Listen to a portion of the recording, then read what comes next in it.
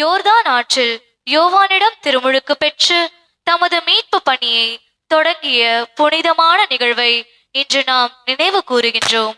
இத்திருவிழாவோடு கிறிஸ்து பிறப்பு காலம் நிறைவு பெற்று திருச்சபையின் பொது காலம் தொடங்குகின்றது. இயேசு பாவமற்றவர் என்றாலும் நம்மை போன்ற மனிதர்களோடு தம்மை முழுமையாக இணைத்துக் கொள்ளவும் தந்தையாம் கடவுளின் திருவுள்ளத்தை நிறைவேற்றவுமே அவர் இந்த திருமுழுக்கை பெற்றுக்கொண்டார். இயேசு திருமுழுக்கு பெற்றபோது வானம் திறக்கப்பட தூய ஆவி அவர் மீது இறங்கி வந்ததையும், இவரே என் அன்பார்ந்த மகன், இவரால் நான் பூரிப்படைகிறேன் என்று தந்தையாம் கடவுள் சான்று பகர்ந்ததையும் மறைநூல் நமக்கு எடுத்துரைக்கின்றது. இந்த திருப்பலியில் பங்கேற்க வந்துள்ள நாம் அன்று நாம் பெற்றுக்கொண்ட திருமுழுக்கை நன்றியுடன் நினைவு கூறுவோம். திருமுழுக்கின் வழியாக நாமும் கடவுளின் பிள்ளைகளாகவும் தூய ஆவியின் இல்லமாகவும் மாற்றப்படுகின்றோம். இந்த புனிதமான அழைப்பை ஏற்று நாம் வாழ்கின்றோமா? பிறருக்கு கிறிஸ்துவின் அன்பை காட்டும் சாட்சிகளாக திகழ்கின்றோமா என சிந்திப்போம். இயேசுவின் வழியில் தாழ்ச்சியோடும் தூய ஆவியின் வழிநடத்தலோடும் நமது விசுவாச பயணத்தை தொடர இத்திருப்பலியில் மன்றாடுவோம். உங்கள் அனைவருக்கும் இனிய ஆண்டவர் திருமுழுக்கு பெருவிழா நல்வாழ்த்துக்கள்.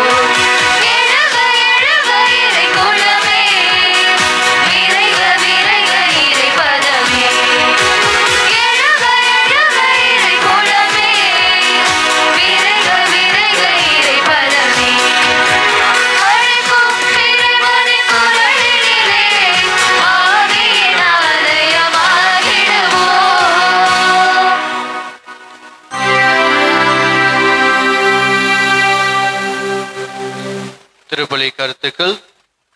தனது முதல் பிறந்தநாளை நாளை கொண்டாலும் லியாண்ட்ரோ டி ஜான் நன்றி பலியாகவும், ஆந்தனி சார்லஸ் அந்தோனி மேர்சி குடும்பத்தார் நன்றி பலியாகவும், ஜெயராஜ் கோமதி குடும்பத்தார் நன்றி பலியாகவும், தேவசகாய அன்பிய குடும்பங்கள் நன்றி பலியாகவும், மேலுமாக உலகில் வாழ்ந்து மறித்த கிளாரிஸ் கிறிஸ்டோபர் ஆண்மிலை பாட்ரிக்காகவும், திரேசா முனுசாமி ராஜா ஆண்மிலை பாட்ரிக்காகவும், சகாயம் அப்பு ஜெயந்தி ஆண்மிலை பாட்ரிக்காகவும், வனத்தையன் கபிரியல் சவரியம்மாள் ஆண்மிலை பாட்ரிக்காகவும், குந்திரியம் அன்னம்மாள் ரோசையா ரொசாரியோ ஆண்மிலை பாட்ரிக்காகவும், சி.கே. ஜார்ஜ், தங்கம்மா ஜார்ஜ் ஆண் விலைப்பாற்றிக்காகவும், அருமைநாதன், அபூர்வசாமி, அந்தோணிசாமி ஆண் விலைப்பாற்றிக்காகவும் இத்திருப்பலியானது ஒப்பு கொடுக்கப்படுகின்றது.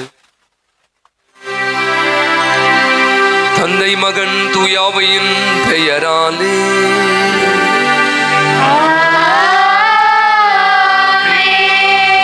ஆண்டவரும் தலைவருமாகிய இயேசு கிறிஸ்துவின் அருளும் கடவுளின் அன்பும் தூயாவையின் தோழமையும் உங்கள் அனைவரோடும் இருப்பதாக.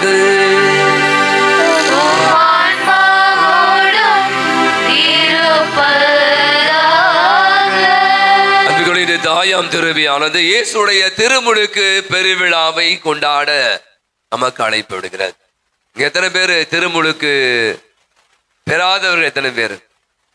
ஃபாதர், நான் ஞானஸ்தானம் வாங்கல, திருமுழுக்கு பெறவில்லை என்று சொல்லி எத்தனை பேர் இங்க கை தூக்கி பார்ப்போம். அப்புறம் எல்லாருமே திருமுழுக்கு பெற்றிருக்கீங்களா? சத்தம் வர அதுக்கும் பதில் இல்லை, இதுக்கும் பெற்றிருக்கு. திருமுழுக்கு பெற்றவர்கள்லாம் கை தூக்கும் பார்ப்போம். சும்மா பார்ப்போம் யார் யார். பாதி பேர் தூக்குவாங்க பாருங்க. சௌகரை இயேசு பெற்ற அதே திருமுழுக்கை நாமும் பெற்றிருக்கிறோம். அதை பற்றி பல விஷயங்களை நாம இன்னைக்கு சிந்திக்க இருக்கிறோம். திருமுழுக்குடைய இயேசுடைய திருமுழுக்கு மையம் என்ன சொல்லணும் பாப்பா? டக்குன்னு ஒரே வார்த்தை. ஐயோ, அதை விட முக்கியமா அவர் என்ன பண்ணாரு? அதுக்கப்புறம் முதல்ல அதெல்லாம் ரெண்டாவது தான். முதல்ல யோர்தான் நதிக்கரை என்ன பண்ணாரு? முழுகி எழுந்தார். பாத்தீங்கன்னா அந்த தண்ணீர் தான் பாத்தீங்கன்னா மிக முக்கியமான விஷயம். திருமுழுக்கும் போது நம்ம என்ன பண்றோம்? குழந்தைய ஃபாதர் என்ன பண்றாரு? தந்தை மகன் தூயாவையும் பெறால் ஆன்று நான் உன்னை கழுவுகிறேன் அப்படின்னு சொல்லி உங்க பேரெல்லாம் சொல்லி நம்ம குழந்தைய அந்த பங்கு சாமியார் ஒரு சாமியாரும் நம்ம தலையில தண்ணி ஊற்றி நம்ம என்ன பண்ணிப்பாங்க? நம்மை கழுவி இருப்பாங்க. திருமுழு காட்டுவது. அவர் மூழ்கி எழுந்தார். நம்ம சிம்பாலிக்கா வெளியடையாளமாக தண்ணி ஊற்றி நம்முடைய பாவங்களை கழுவது. வழக்கமா நான் பார்த்தீங்கன்னா நம்முடைய திரு அவையில இது ஒரு முக்கியமான பகுதி. பல ஆண்டுகளாக இருக்கு. இப்போ இதை நம்ம விட்டுட்டோம்.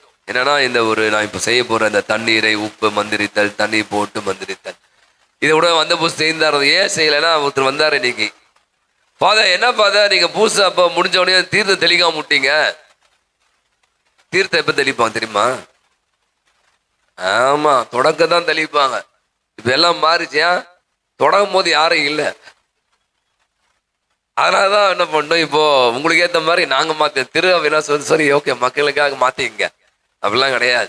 சரி, இதுதான் முதல் பதிப்பு. நம்ம செய்ய போற இந்த பகுதி பல நூறு ஆண்டுகளாக நான் குழந்தையா இருந்து பார்த்துருக்கு. நான் சாமியாரா இருந்து, நான் பிரதரா இருந்து, நானும் சாமியார் இத்தனை வருஷம் ஆச்சு. இப்ப எல்லாம் மாறிடுச்சு. அப்போ சொன்ன அவர்கிட்ட எங்க முதல்ல தெளிச்சிட்டாங்க. இல்ல ஃபாதர் மேல பல்ல ஃபாதர் எது தீர்த்தம் மேல பள்ளியாம். சரி வேணா தனியா வாங்க தெளிச்சு விடுறா, அப்படி புழுப்பாளி விடுறவங்க தண்ணியை தூக்கி முத்திர. அப்ப ஏன் இந்த மாதிரியான விஷயங்கள் எல்லாம் நீங்க யோசிக்கணும். நான் இது ஒரு நாள் கூட உங்களுக்கு நான் கிளாஸ் எடுக்க முடியனால ஒவ்வொன்றுத்துக்கும் ஒரு அடையாளத்துக்கும் ஒரு அர்த்தம் இருக்கு. திருவை ஒன்னும் நீங்க நினைக்கிற மாதிரி மற்ற கச்சாமூச்செல்லாம் கிடையாது. அதுக்கென்று ஒரு அர்த்தத்தை வைத்திருக்கிறான். அவை இப்போ நாம இன்னைக்கு இயேசுடைய திருமுழுக்கு பெருவிழாவை கொண்டாடி மகிழ நாம இன்னைக்கு பெற்ற அந்த திருமுழுக்கு நினைவு கூற இருக்கிறோம். திருப்பி நம்ம திருமுழுக்கு எத்தனை முறை வாங்கலாம்? ஒரே ஒரு முறை தான் வாங்க முடியும். 10 முறை மூழ்கி கூடாது. அதெல்லாம் போனா திருமுழுக்கு கிடையாது. ஒரு முறை தான். ஆகவே இந்த ஒரு முறை பெற்ற திருமுழுக்கை இந்த ஒவ்வொரு வழிபாடும், அது குறிப்பா ஞாயிறு வழிபாட்டுல நாம இப்ப செய்ய போற இந்த வழிபாடு நமக்கு அர்த்தப்படுத்துகிறது. அன்புமிக்க சகோதர சகோதரிகளே, நம் திருமுழுக்கு நினைவாக நம் மீது தெளிக்கப்படும், பாருங்க ரொம்ப அழகான வசனம், நம் திருமுழுக்கு நினைவாக நம் மீது தெளிக்கப்படும் தமது படைப்பாகி தண்ணீரை புனிதப்படுத்திடுமாறு நம் கடவுளாகிய ஆண்டவரை கெஞ்சி மன்றாடுவோமாக. அவரை நமக்கு உதவி அளித்து அன்று நாம் பெற்றுக்கொண்ட தூய ஆவிக்கு உண்மையுள்ளவர்களாக நிலைத்திருக்க அருள் புரிவாராக. என்றென்றும் உள்ள எல்லாமல்ல இறைவா, வாழ்வின் ஊற்றும் தூய்மையும் தொடக்கமான தண்ணீரின் வழியாக மக்கள் புனிதமடைந்து நிலை வாழ்வின் கொடையை பெற வேண்டும் என்று திருவிழமானீர இத்தண்ணீரை புனிதப்படுத்தருள உம்மை தாழ்மையாய் வேண்டுகிறோம். ஆண்டவரே, உமது நாளாகி இன்று உமது அருள் காவலை நாங்கள் பெற விரும்புகிறோம். வாழ்வடிக்கும் உமது அருளின் ஊற்றினை எம்மில் புதுப்பித்தருளும். இத்தண்ணீரினால் எங்கள் உள்ளத்தையும் உடலையும் தீங்கு அனைத்திலுமிருந்து காத்தருள்வீராக. இவ்வாறு நாங்கள் தூய இதயத்துடன் உம்மை அணுகி வரவும் உமது மீட்பை பெற்றுக்கொள்ளவும் தகுதி பெற செய்வீராக. ஆமென். எல்லாமல்ல இறைவா, தண்ணீர் வளம் பெற அதில் உப்பிட வேண்டும் என்று இறைவாக்கு எலிசா வழியாக கற்பித்தேன். உமது படைப்பு பொருளாகிய இந்த உப்பை பரிவிரக்கத்துடன் புனிதப்படுத்தின உம்மை தாழ்மையாய் வேண்டுகிறோம். ஆண்டவரே, உப்பு கலந்த தண்ணீர் தெளிக்கப்படும் இடமெல்லாம் தீயோனின் தாக்குதல் அனைத்தும் தோல்வியுறச் செய்வீராக. உம் தூய ஆவியால் உடனிருந்து எங்களை இடையராது காத்தருள்வாராக. எங்கள் ஆண்டவர் ஆகிய கிறிஸ்து வழியாய் இறைஞ்சி மன்றாடுகிறோம். நம் அனைவருமாக இணைந்து ஈசோ புள்ளினான்.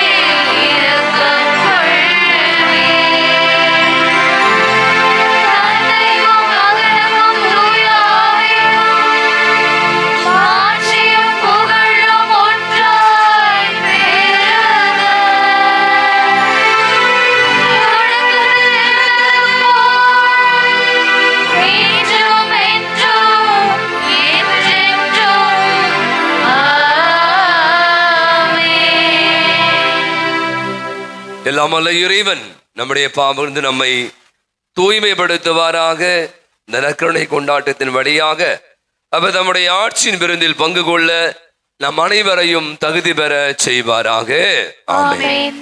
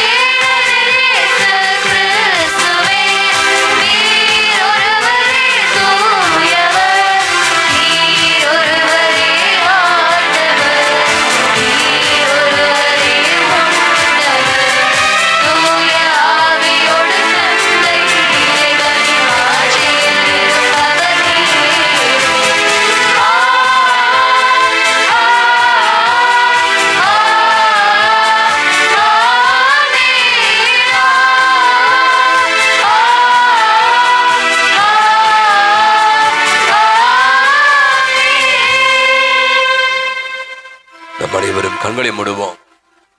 இந்த திருமுழுக்கு நிறைய பேர் நம்ம வாங்கும் போது நம்ம எல்லாம் ரொம்ப குழந்தையா இருந்திருப்போம். அதுக்கு ஒரு காலக்கெடு சொல்றாங்க. பிறந்த 8 நாள் 2 வாரங்கள் 1 மாதங்களுக்குள்ள நம்ம அனைவருமே குழந்தைகளா இருந்தபோது திருமுழுக்குதான். இப்பதான் 1 வருஷம் 2 வருஷம் கொடுத்தலாம், என்ன இப்ப மெதுவா அவசரமா என்ன அப்படிலாம் சொல்றாங்க. ஆனா அந்த காலத்துல பாத்தீங்கன்னா திருமுழுக்கு குழந்தை பிறந்த ஒரு குறிப்பிட்ட 40 நாட்குள்ள அந்த குழந்தைக்கு திருமுழுக்கு கொடுப்பாங்க. ஏன்னா அந்த குழந்தை கடவுளுடைய குழந்தையாக மாறுகிறது, பாவம் கழுவப்படுகிறது, தூய ஆவியானவர் அந்த குழந்தைக்குள்ள இறங்குகிறார் என்ற உன்னதமான செய்தியை தான் தருகிறார். நம்ம கூட குழந்தையா இருந்த போது நம்முடைய அப்பா அம்மா ஞான பெற்றோர்கள் நமக்கு ஆலயத்தை கொண்டு சென்று அந்த குருவான வழியாக திருமுழுக்கு கொடுத்திருப்பாங்க. அப்ப நமக்கு தெரியாது, ஏன்னா நம்மலாம் பச்சை குழந்தைகளா இருந்திருப்போம். நீங்க பாத்தீங்கன்னா இன்னைக்கு நிறைய பேர் இந்த அடல்ட் பேப்டிசம், அதாவது மதம் சார்ந்த பிற மதத்திலிருந்து இப்போ வாங்குற பிள்ளைகள்லாம் கூட பார்த்துருப்பீங்க. அவங்களுக்கு அது ஒரு புதிய அனுபவமா இருக்கும். நம்ம அந்த அனுபவத்தை பெறவே இல்லை. ஆனா இந்த மாதிரி மற்றவங்க வாங்குற போது அதை பார்க்கிற போது நமக்கு மிகப்பெரிய ஒரு அனுபவமா இருக்கும்.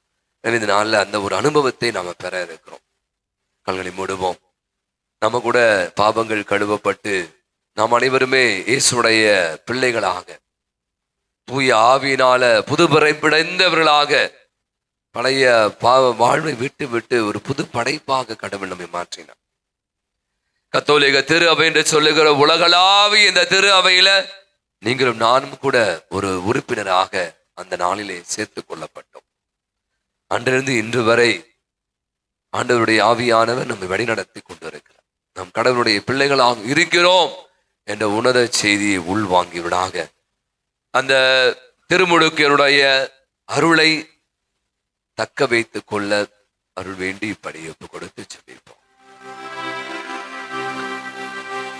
என்றென்றும் உள்ள எல்லாம் வல்ல இறைவா, யோர்தான் ஆற்றில் திருமுழுக்கு பெற்ற கிறிஸ்துவின் மீது தூய ஆவி இறங்கி வர அவரை முன்பார்ந்த மைந்தரென சிறந்த முறையில் நீ அறிக்கையிட்டீரே. தண்ணீராலும் தூய ஆவியாலும் புதுபிறப்படைந்த மக்களை உமக்கு சொந்தமாக்கி கொண்ட நீர் அவர்கள் உமக்கு ஏற்புடையவர்களாக என்றும் நிலைத்திருக்க அருள் புரிவீராக. உமோடு என்றென்றும் வாழ்ந்து ஆட்சி செலுத்துகிற அவர் வழியாகவே உமை மன்றாடுகிறோம். முதல் வாசகத்தில் இறைவாக்கினர் எசையா வழியாக தந்தை இறைவன் தம் ஊழியரை பற்றி முன்னறிவிக்கிறார்.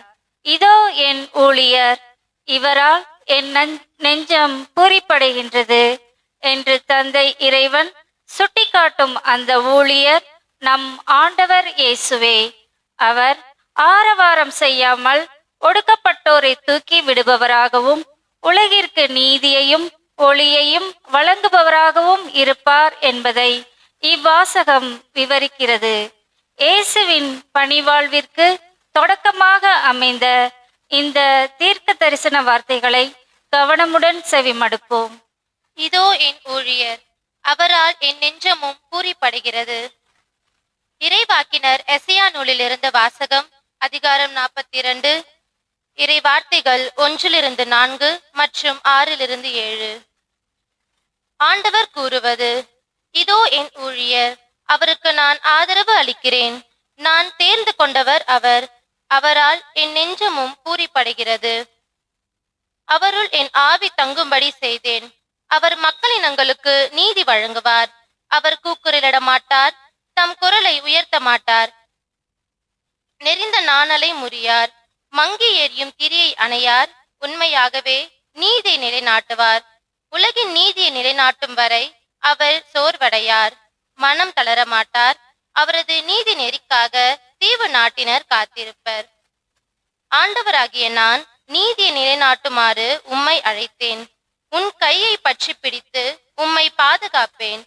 மக்களுக்கு உடன்படிக்கையாகவும் பிற இனத்தாருக்கு ஒளியாகவும் நீ இருக்குமாறு செய்வேன்.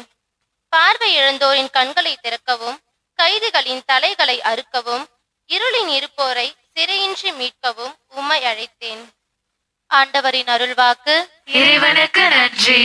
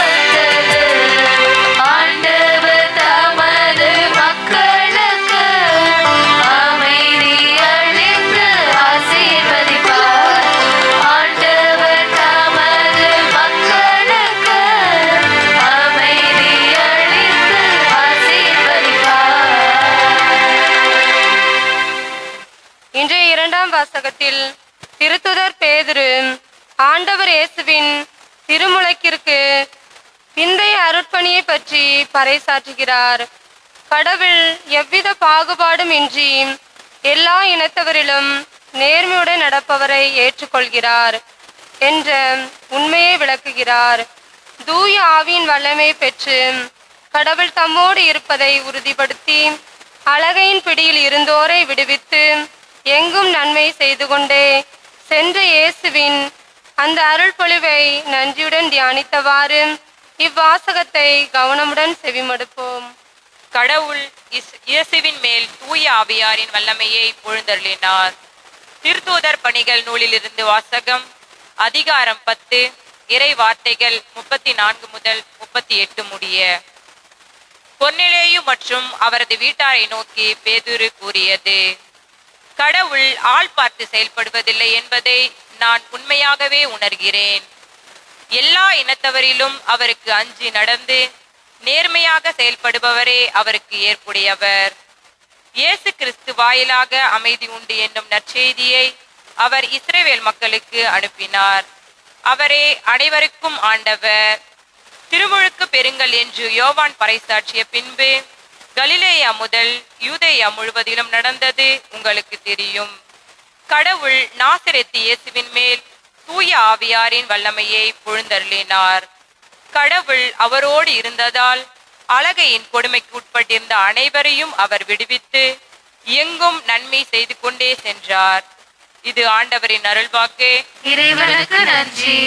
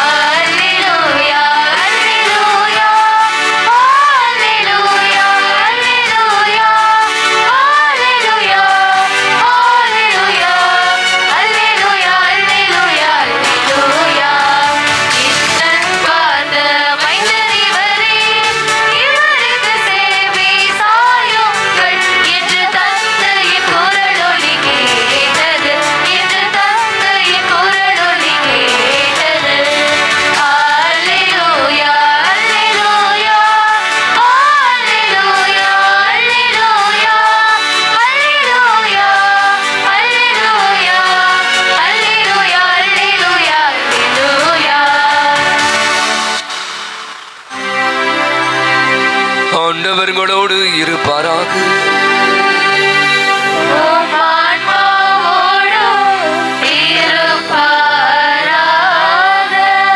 தூய மத்தேயு எழுதின செய்தியிலிருந்து வாசகம்.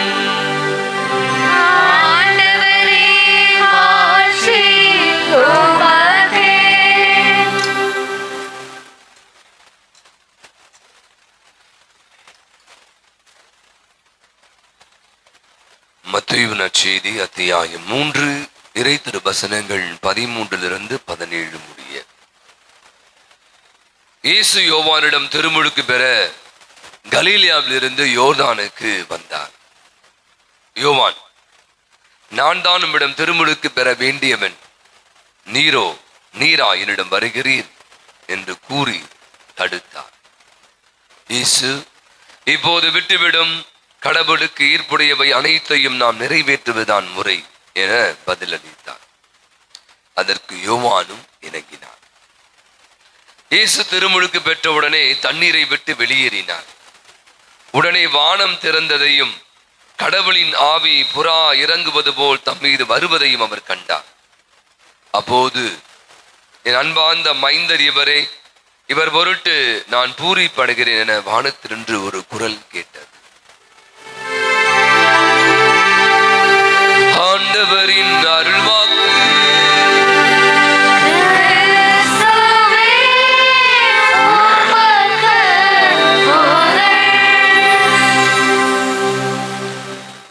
பொதுவாக நீங்க பாத்தீங்க அப்படின்னா, கத்தோலிக்க குறிப்பாக கிறிஸ்தவர்கள் அப்படி வச்சுக்கோமே, இந்தியாவில் நம்முடைய எண்ணிக்கை வந்து ரொம்ப குறைவு. எத்தனை % இருக்கு நினைக்கிறீங்க கிறிஸ்தவர்கள்? நான் வந்து கத்தோலிக்கெல்லாம் சொல்ல, இந்தியாவில் நம்முடைய கிறிஸ்தவனுடைய எண்ணிக்கை எத்தனை %? 2.6. ரொம்ப அப்படி அக்யூரேட்டா இல்லை, ரொம்ப நாள் எடுத்து ரொம்ப நாள் ஆச்சு, அதனால இன்னும் கூட தெளிவா தெரியல. ஆனா நீங்க பாத்தீங்கன்னா இது வந்து ஒரு கணக்கீடு, அவ்வளவுதான். இவ்வளவுதான். அதிகமா யாருக்கா இந்துக்கள் இருக்காங்க, அதுக்கப்புறம் இஸ்லாம் இருக்காங்க 14% அப்புறமா இருக்கு, அப்படியே புத்தர்கள் அது மாதிரி சமணம் அப்படி நிறைய பேர் சொல்றாங்க. ஆனா இப்படி நான் யோசித்து கொண்டிருந்தேன், ஒவ்வொரு ஆலயங்களிலும் இப்போ நம்ம ஆலயம் வச்சுக்கலாமே, இந்த கடந்த ஒரு ஆண்லே நானே எனக்கு தெரிஞ்சு எத்தனை பேருக்கு குழந்தைகளுக்கு மட்டும் இல்லை, நான் சொல்றது திருமணத்திற்காக இப்ப எல்லாரும் லவ் மேரேஜ் பண்ணிக்கிறாங்க, பிற மதங்களை சேர்ந்த பிள்ளைகளை. அப்போ ஒரு கண்டிஷன் தான், நீ இந்த மதத்துக்கு வரணும், நீ வந்து கத்தோலிக்க மதத்துக்கு வரணும், அப்பதான் வந்து கல்யாணம் பண்ணி வைப்போம் அப்படின்னு சொல்லி, அது ஆணாக இருந்தாலும் பெண்ணாக இருந்தாலும் நீங்க பாத்தீங்கன்னா அதற்காகவே நிறைய பேர் என்ன பண்றாங்க, திருமுழுக்கு பெறுவதை நாமளே எத்தனை பேர் கொடுத்துருக்கோம். சில பேர் உண்மையாகவே இல்லை பார்த்தா நான் வந்து இந்து கல்யாணத்துக்காக மட்டும் இல்லை, மாறாக எனக்கு ஏதோ ஒரு விதமா அந்த கோயிலுக்கு வந்து ஜோம் பண்ணேன், ஆனா பார்த்தா எனக்கு வந்து நான் இந்துவா இருக்கேன், நான் ஒரு இஸ்லாமியரா இருக்கிறேன், நான் வந்து ஒரு கிறிஸ்துவனாக மாறணும் அப்படி என்று நிறைய பேர். நான் சொன்னது அந்தோனியார் ஆலயம் மாதிரி பல ஆலயங்கள், பல இன்னும் பெருந்த சபையெல்லாம் சொன்னா கணக்கற்றவர்களாக இன்னைக்கு வந்து திருமுழுக்கு பெற்று கொண்டிருப்பதை பார்க்கிறோம். ஒரு அப்பாவும் ஒரு பையனும், ஒரு அப்பாவும் ஒரு பொண்ணும் ஒரு தந்தையிடம் திருமுழுக்கு பெறுவதுக்காக போறாங்க. எல்லாம் கொஞ்சம் பெரியவங்க வச்சுக்க, அப்பா பெரியவர், அவங்க பொண்ணு கொஞ்சம். இந்த பொண்ணு திருமுழுக்கு பெற்று விட்டது, ஸ்கூலுக்கு போகுது. இப்போ நீங்க பாருங்களேன், இப்போ நம்ம ஸ்கூல்ல நீங்கெல்லாம் இப்போ இந்துவாக இருக்கீங்க, இப்போ பேர்லாம் மாத்துறது இல்லை. முதல்ல வந்து கண்டிப்பா பேர் மாத்தணும், இப்போ வந்து அதெல்லாம் கிடையாது, திருச்சபை நிறைய மாறிச்சு. ஆதார்ல என்ன இருக்கோ, பார்வதினா பார்வதி தான், முருகன்னா முருகன் தான், முனுசாமினா முனுசாமி தான். முனுசாமி என்கிற ஜோசப், பார்வதி என்கிற மேரி, அந்த என்கிற அதெல்லாம் இப்பெல்லாம் மாறியாச்சு. இப்பெல்லாம் அதெல்லாம் சட்டம்லாம் இல்லை. ஆதார் கார்டில் என்ன இருக்கும், நீங்க பார்வதி தான், இப்போ பார்வதினா நீங்க கண்டிப்பா அவங்க கிறிஸ்தவா இருக்கணும், இந்துவா இருக்கணும் அவசியம் இல்லை, அவங்களும் கிறிஸ்தவங்க தான். ஆகவே நான் சொன்ன இந்த மகள், இந்த பெண் வந்து ஸ்கூலுக்கு போறா. எல்லாம் கேட்குறாங்க, நீ இது வரைக்கும் இந்துவா இந்த, இப்போ நீ திருமுழுக்கு பெற்று விட்டாய், என்ன நடந்தது, அங்க என்ன பண்ணாரு உனக்கு ஃபாதர் அப்படின்னு கேட்கிறான். அப்ப இந்த பொண்ணு சொல்றா, ஃபாதர் வந்து ஒரு முதல் பகுதி, உங்களுக்கு இதெல்லாம் நிறைய ஞாபகம் இருக்க, மறந்து போயிருப்பீங்க. அந்த வடிவாளுடைய முதல் பகுதி பார்த்தீங்கன்னா ஃபாதர் வந்து சொல்வார் ஃபாதர் வந்து ஞானஸ்தானம் கொடுக்குற குழந்தைகள் நெற்றியில, ஓகே மேரி, நான் உன்னை இந்த கிறிஸ்துவின் பெயரால் சமூகம், கிறிஸ்துவ சமூகம் உன்னை பெருமதுவோடு உன்னை வரவேற்கிறது அப்படின்னு சொல்லுவார். சொல்லிட்டு சொல்வார், நீ இனிமேல் மறு கிறிஸ்துவாக மாறப்போகிறாய் அப்படி ஒரு வார்த்தை சொல்லுவார். அப்ப இந்த பொண்ணு சொல்லிச்சான், அந்த ஃபாதர் வந்து எனக்கு நெத்தியில சிலுவை போட்டு என் பேரை சொல்லி உன்னை கிறிஸ்துவ சமூகம் பெருமகிழ்ச்சி வரவேற்கிற சொல்லிட்டு அடுத்த வார்த்தை சொன்னாரு, நீ மறு கிறிஸ்துவாக மாறப்போகிறாய். அப்ப அந்த பொண்ணு சொல்லிச்சான், நான் வந்து இனிமேல் நான் இல்லை, பழைய நீ பாக்குற அதே பார்வதியோ முனுசாமியோ முருகனோ இல்லை, நான் யாரு, மறு கிறிஸ்துவாக மாறியவள். அந்த ஒரு அனுபவத்தை நான் வந்து அந்த திருமுழுக்கின் போது பெற்றுக்கொண்டேன் என்பதை பற்றி அந்த சின்ன பிள்ளை வந்து தன்னுடைய வகுப்பு நண்பரிடம் சொன்னாராம். எனக்கு நீங்க ஒரு உண்மை சொல்லுங்க, எத்தனை பேர் இங்க இருக்கிற எத்தனை பேர் நீங்க எல்லாரும், நம்ம எல்லாருமே என்னையும் சேர்த்துக்கிறேன், நம்மளும் குழந்தைய அந்த போய் ஞானஸ்தானம் ஆகணும்ல. இப்ப நம்ம குடும்பத்திலையும் நம்ம அக்கா, நம்ம பிள்ளைங்களுக்கு கொடுத்துருப்போம், இல்லாட்டி நம்ம கூட பிறந்த அக்கா தங்கச்சி அண்ணன் தம்பிலாம் கொடுத்துருப்போம், மாமா மச்சான், அது மாதிரிலாம் எத்தனையோ முறை இந்த திருமுழுக்கை வந்து பெற்றிருக்கிறோம், நாமும் வந்து அதை பார்த்திருக்கிறோம். இன்னைக்கு உண்மையை சொல்லுங்களேன், நீங்க நான் இந்த வார்த்தையை சொல்லணும், நானும் நீயும் மறு கிறிஸ்துவாக மாறப்போகிறாய். எத்தனை பேர் மறு கிறிஸ்து? எனக்கு ஒரே சந்தேகமா இருக்கு, ஏன் சொல்ல, நீங்க எல்லாம் கவனிக்கிறீங்களா தூங்குறீங்களான்னு தெரியல. இப்ப வந்து எனக்கு வந்து நான் இதை வந்து ஓப்பனாக சொல்றேன், எனக்கு ஒன்றும் பயம்லாம் கிடையாது. எனக்கு திருமுழுக்கு என்பது அவ்வளோ பெரிய ஒரு அருள் ஊற்று, அது ஒரு அற்புதமான ஒரு வழிபாடு. இன்னைக்கு என்னதமாச்சு, சடங்காச்சாரம், சும்மா எல்லாரும் கூப்பிடணும், கழுத்துல செயினம் போடணும், கையில அந்த குழந்தை பாவம், அது அழுவோம். மாம யார் இப்போ சொல்வா, கோச்சிக்காதீங்க, ஞானத்தாய் ஞானத்தகப்பனா இருக்கணும். என்ன முதல் கிரைட்டீரியா, ஞானத்தாய் ஞானத்தகப்பனா என்ன தகுதி இருக்கணும் முதல்ல, நல்ல கிறிஸ்துவலா இருக்கணும். அப்புறம் கடவுள் பிள்ளையது வயது அவங்கள வசதியா இருக்கணும். 2 சவரம் செயின் குழந்தைக்கு போடணும், மோந்திரம் போடணும், இல்லைன்னா என்னது பிரேஸ்லெட் போடணும். போட்டாதான் நீங்க யாரு ஞானத்தாய். அப்ப உங்களுக்கு நிறைய பேர் கிடைக்க வாய்ப்பே இல்லை. அதனால நீங்களும் அவுட்டு.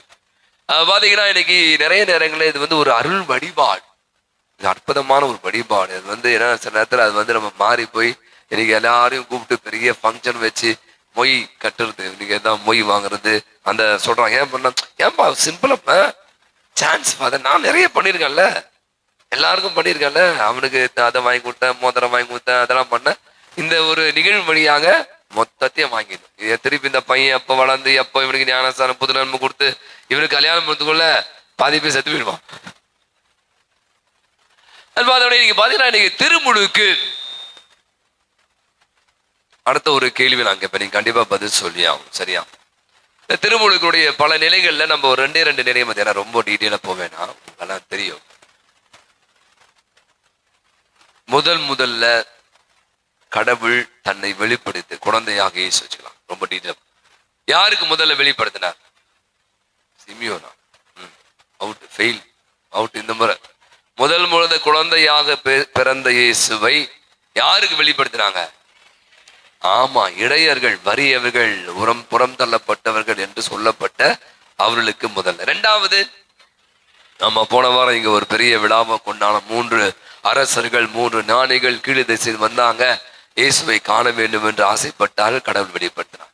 3வது சொன்னீங்கன்னா இன்னைக்கு பாத்தீங்கன்னா இன்னைக்கு அவர் திருமுழுக்கின் வழியாக தான் இவரே என் அன்பார்ந்த மைந்தர், இவரிடம் நான் பூரிப்படுகிறேன் என்று தந்தையாம் கடவுள் உலகிற்கு வெளிப்படுத்துகிற நிகழ்வை வாசிக்கும். இல்ல ஒரு கேள்வி நான் இந்த திருமுழுக்கின் வரும்போது இந்த கேள்வி கேட்பேன்.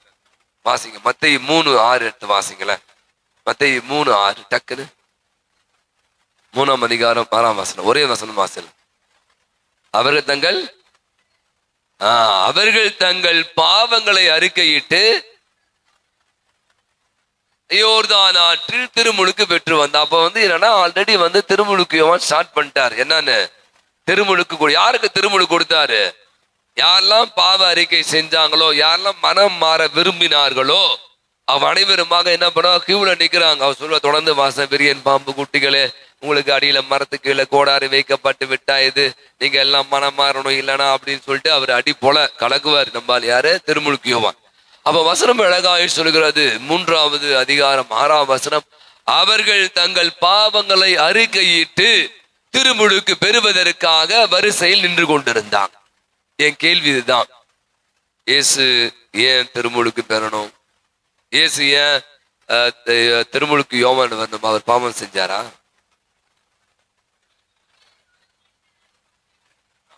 வசனம் அழகாய் சொல்கிறது. மத்தேயு வாசினா, அவர் பாவம் தவிர அனைத்திலும் நம்மை போல ஒருவராக இருந்தார்.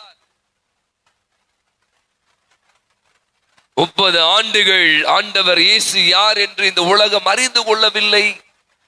யாரா சொல்லுங்க, பைபிள்ல எங்க அவரை பத்தி வாசிக்கிறோம்? அந்த 12 வயசுக்கு அப்புறம் அவரை பத்தி ஒரு கதையும் இருக்காது. நீங்க எல்லாத்தையும் வாசிங்க. கோயில்ல காணாம போறாரு, அங்க கண்டுபிடிக்கிறாங்க. அதுக்கப்புறம் இயேசுவை பத்தி என்ன செய்தி வந்தது? அதோட எங்க வராரு? திருப்பி இங்கதான் வருவார். பாத்தீங்கன்னா எங்க வராரு? திருமுழுக்கு பெறுகிறவர் திருமுழுக்கு யோவான் அவரை அறிவிக்கிறார். அதோ வராரு, ஆட்டுக்குட்டி செம்மறி ஆகிய புரிவுதான், இவர் தான் உலகினுடைய பாவங்களை எல்லாம் போக்க போகிறவர் அப்படின்னா சொல்லும் போது ஒரு இடத்துல சொல்றார், திருமுழுக்கு யோவான் சொல்றார், நான் அவருடைய மிதியடி வாரை அவிழ்க்க கூட அவர் தான் எனக்கு ஞானஸ்நானம் தரணும். அப்ப இங்க ஒரு கேள்வி, ஏன் இயேசு திருமுழுக்கு பெற வேண்டும்? நீங்க நான் இயேசு எப்படி பாக்குறோம்? கடவுளா மனிதனா? கடவுளாக இருக்கிற அப்படியே அங்கே இருந்துக்கலாமே. கடவுளாக இருக்கு அப்படியே மேலதான் இருக்கிற, ஏன் கீழே வந்தாரு? ஏன் குழந்தையா பிறக்கணும்? அப்போ இங்க என்ன ரொம்ப அழகாய் சொல்றாங்க அப்படின்னா, இந்த திருமுழுக்கு ஏன் முதல் கேள்விக்கு அவர் அர்த்தம் சொல்றாங்க. அவர் நம்மை போல நம்மிலே ஒருவராக பிறந்தது மட்டுமல்ல, மாறாக இந்த திருமுழுக்கின் வழியாக தன்னை நம்மோடு இணைத்துக் கொள்கிறார். நம்மிலே ஒருவராக அவர் இணைத்துக் கொள்வதை பார்க்க. அப்ப முதல்ல தெளிவாய் இயேசு ஏன் திருமுழுக்கு பெற்றார்? அவர் உங்களை போல என்ன மாதிரி பாவம் செஞ்சார் என்பதுக்கு நம்முடைய என்ன பாவம் கழுவப்படுகிறது? நமக்கெல்லாம் திருமுழுக்கின் போது அதுக்கு இப்ப புதுசா ஒரு வார்த்தை சொல்றாங்க, பிறப்பு நிலை பாவமானது கழுவம். இதான் உலகத்தில் பிறக்கிற அத்தனை பேருமே பாவத்தோடு பிறக்கிற. இது நம்முடைய பல பேர் அவன் ஆதாம செஞ்ச பாவத்தோடு பிறப்பான் அப்படிலாம் கேள்வி கேட்பாங்க. பட் இருந்தாலும் நம்முடைய விசுவாசம், முதல் செய்தி என்னன்னா, உலகத்தில் பிறக்கிற அத்தனை பேரும் பாவத்தோடு பிறக்கிறார்கள். இந்த திருமுழுக்காட்டின் வழியாக அவர்கள் பாவம் கழுவப்படுகிறது, அவர்கள் புது பிறப்படைகிறார்கள். அவை இங்க பாத்தீங்கன்னா நம்ம யாருடைய திருமுழுக்கை பெறுகிறோம்?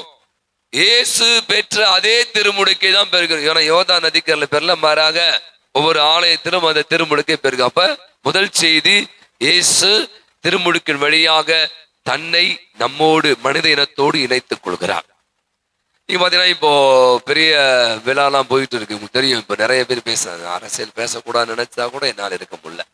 பாத்தீங்கன்னா இப்போ நிறைய ப்ரோக்ராம் நம்முடைய திமுக அரசு, இப்போ இருக்க ஆளுகிற அரசு நிறைய ப்ரோக்ராம் தினந்தோறும். எனக்கு எவ்வளவு பிடிச்சிருந்துச்சு, இந்த உலகம் உங்கள் கையில அவன் கொடுக்குற அந்த கேப்ஷன் செம்மையா இருக்கானா, செம்மையா இருக்கு. ஆனா வேற லெவல். இதுக்காக உட்காந்து திங்க் பண்ணுவாங்க. அதை பத்தி நிறைய பேர் பேச ஆரம்பிச்சிட்டான். உலகம் உங்கள் கையில் என்று மடிக்கணி எல்லாம் படிக்கிற பிள்ளைகளுக்கு கொடுத்துருக்காங்க. நிறைய ப்ரோக்ராம்ஸ் தான் பண்றாங்க.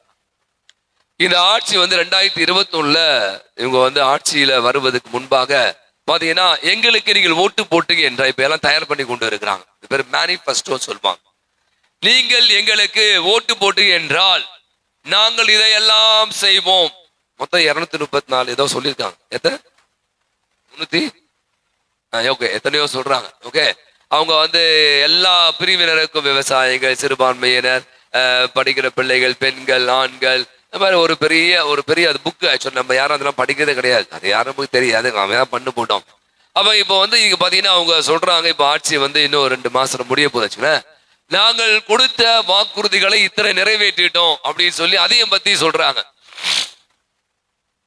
இது பேர் மேனிஃபெஸ்டோ. இப்ப நிறைய பிறகு என்னையா அதை பண்ற சொன்னாங்க, இதை பண்ற சொன்னாங்க, எதுவுமே பண்ணல, சும்மா இவங்க தேர்தல் வாக்குறுதி, பொய்யான வாக்குறுதிகள் அப்படி என்று இந்த எதிர்கட்சிகள்லாம் பல நேரத்துல பேசுவதை நீங்கள் பார்த்திருப்பீங்க. ஆனா இவங்க சொல்றாங்க, இல்ல நாங்க சொன்னதுல ஆல்மோஸ்ட் 90% முடிச்சிட்டோம், இன்னும் 10% அதுக்குள்ள இன்னும் 2 மாசத்துல முடிக்க முயற்சி பண்றோம் அப்படின்னு சொல்லி கொண்டு இருக்கிறோம். இயேசுடைய பணிவாழ்வின் துவக்கம் தான் இந்த திருமுழுக்கு. தான் எதற்காக, காலம் நிறைவேறி விட்டது, மனமாறி நற்செய்தியை நம்புங்கள் அப்படின்னு இயேசு தன்னுடைய வாயிலிருந்து உதித்த முதல் வார்த்தை. அப்ப அவர் திருமுழுக்கு பெற்றது எதற்காக? அவர் இந்த உலகத்திற்கு மனிதனாக பிறந்தது, இந்த திருமுழுக்கு பெற்று மனிதனாக தன் வாழ்வை துவங்கியது எதற்காக என்பதற்கான விடைதான் இந்த திருமுழுக்குடைய 2வது பகுதி. நான் சொன்ன இந்த அரசியல்வாதிகள், இங்க நிறைய கட்சிகள்லாம் அவங்க நிறைய சொல்லுவாங்க, வாயில விட சுடுவாங்க. ஆனா சில பேர் செய்வாங்க, சில பேர் செய்யாம விட்டுருவாங்க, அதை பத்தி பேசுவாங்க. அப்ப இவர் ரொம்ப தெளிவாக இருக்கிறார், தன்னுடைய பணி எது, எதற்காக இந்த திருமுழுக்கை இவர் பெற்றுக்கொண்டார், எதற்காக இவர் தன்னை வெளிப்படுத்தினார், தந்தையாம் கடவுள் வெளிப்படுத்தி இந்த உலகத்திற்கு மீட்பை, இறை ஆட்சியை கொண்டு வருவதை தான் இவர் சொல்றார். ரொம்ப அழகாக ஏசாயாவுடைய புத்தகத்தை சொல்றாரு, வாசிக்க கேட்டோம். அவர் சொல்றாரு பாருங்க, என்ன சொல்றாரு, நான் நீதியை நிலைநாட்டுமாறு உம்மை அழைத்தேன். பாருங்களேன், ரொம்ப அழகான வசனம். கையை பற்றி பிடித்து உம்மை பாதுகாப்பேன், பிற இனத்தாருக்கு ஒளியாக இருக்குமாறு செய்வேன், பார்வை இழந்தோரின் கண்களை திறக்கவும், கைதிகளின் தலைகளை அறுக்கவும், இருளில் இருப்போரை சிறை நின்று மீட்க உம்மை அழைத்து வந்தேன். இதுதான் அவருடைய மேனிஃபெஸ்டோ. இதான் ஆண்டவர் இயேசு ஏன் இந்த உலகத்திற்கு மனிதனாக பிறந்து இந்த உலகிற்கு வாழ்வளிப்பதற்காக ரொம்ப தெளிவா இருக்கார். பார்வையற்றோர் பார்வை பெறுவர், நீதியை நிலைநாட்டுவோர், சிறையில் இருப்போர் விடுதலை. இது அவருடைய வாழ்வை நீங்க பாப்பீங்க, அவர் வாழ்ந்த போது செய்தார். 2வது செய்தி ரொம்ப தெளிவாயிடுச்சு. அவர் தன்னை வெளிப்படுத்த மக்களோடு மக்களாக இணைத்து கொண்டது மட்டுமல்ல, மாறாக எதற்காக இந்த உலகிற்கு வந்தார் என்பதை மிக தெல்ல தெளிவாக தன் வாழ்நாள் முழுவதும் செய்தார். 3வது செய்தி நீங்க நான் வாசி கேட்ட 2ஆம் வாசகம். நீங்க பாத்தீங்கன்னா வழக்கமாக இந்த திருமுழுக்கு பெறுகிற போது சொல்றார், வாசிக்க தொடர்ந்து வாசினா சொல்றார், நானும் உங்களுக்கு தண்ணீரால் திருமுழுக்கு கொடுக்கிறேன், ஆனால் எனக்கு பின் வருபவர் என்ன பண்ணுவாரா, தூய ஆவி ஆவியால் உங்களுக்கு திருமுழுக்கு கொடுப்பார். நீங்க ரொம்ப அழகாக வாசிக்க. இரண்டாவது, கடவுள் இயேசுவின் மேல் தூய ஆவியாரின் வல்லமையை பொழிந்தருளினார். அவதான் நீங்க வாசிக்கட்டும். வானம் திறந்தது, புறா வடிவம் வந்தது. ஆவியான புறா வடிவத்துல நம்முடைய ஆண்டவர் இயேசு மீது தங்கினார். தூய ஆவி அவரை திடப்படுத்தினார். நிறைய பேர் சொல்றாங்க, இதை கூட நம்ம சிந்திக்கலாம் நினைக்கிறேன். நிறைய பேர் குழந்தையா இருந்த போது நிறைய இதெல்லாம் வாக்குவாதம் நிறைய நாங்களும் படிக்கும் போது டிஸ்கஷன்லாம் பண்ணிருக்கோம். நான் குழந்தையா இருந்தபோது, நீங்க குழந்தையா இருந்த போது ஞானஸ்தானம் வாங்கிட்டோம். இப்ப பாருங்க, பல இடத்துல போறாங்க, முழுகி அப்படி எழுதுறாங்க, நான் மறுபிறப்பு அடைஞ்சிட்டேன், எனக்குள்ள அப்படியே ஆவியான ஓடுறாரு அப்படிலாம் இன்னைக்கு பிரிந்த சகோதரர் எல்லாம் சொல்லுது. பாவம், எனக்கு ஒரே சிரிப்பா தான் இருந்துச்சு. கடந்த 2 ஆண்டுகளுக்கு முன்பாக ஆந்திராவில் ஒரு ஆள் தெரியுமா, பாத்தீங்களா, என்ன பண்ணாரு, ஞானஸ்தானம் ஊத்தாரு, மைக்கை வச்சு அந்த சொன்னாரு, 2 பேரும் செத்துட்டாங்க. ஒண்ணு உள்ள போய் அந்த பொண்ணு முழுகி செத்து போச்சு. 2 பேரும் அமுக்கிட்டார், ஃபுல்லா அமுக்கிட்டார் ஒரே மட்டும். ஒரு ஆள் மைக்கை வச்சு பண்ண ஷாக் அடிச்சு செத்து போயிட்டான். அதுக்காக முழுக்க ஞானஸ்தானம் சொல்ல, முழுக்க ஞானஸ்தானம் என்பது இயேசு பெற்ற அதே ஞானஸ்தானத்தை பெறுவது போல இவங்க ஒரு சொல்றாங்க. அப்படி அடிலாம் கிடையாது. இது சொட்டு ஞானஸ்தானம், நம்ம கொடுக்கறது சொட்டு நீர் ஞானஸ்தானம். 2க்கு வித்தியாசம் இருக்கு. அதுக்காக ஒரு டேங்க் கட்டி உங்களை உட்கார வச்சு முழுக்கி எழுப்பு தேவையே இல்லை. எல்லாமே வெளி அடையாளங்கள். இப்ப இயேசு தன்னை வெளிப்படுத்த அது நற்கருணை கொடுத்து, அதுக்காக நான் டெய்லி உங்களுக்கு கறி கொடுக்குமா, இயேசுடைய உடல் அது சிம்பாலிக். நான் நம்புறேன், நான் விசுவாசிக்கிறேன், இந்த நற்கருணையில இயேசு உடலும் ரத்தமாக இருக்கிறேன். என் கண்ணுக்கு தெரியல, இன்விசிபிள், அவன் என் கண்ணுக்கு தெரியலங்க, பட் நான் அதை நம்புறேன், நான் விசுவாசிக்கிறேன். இதேதான் இயேசு பெற்ற அதே ஞானஸ்தானம்.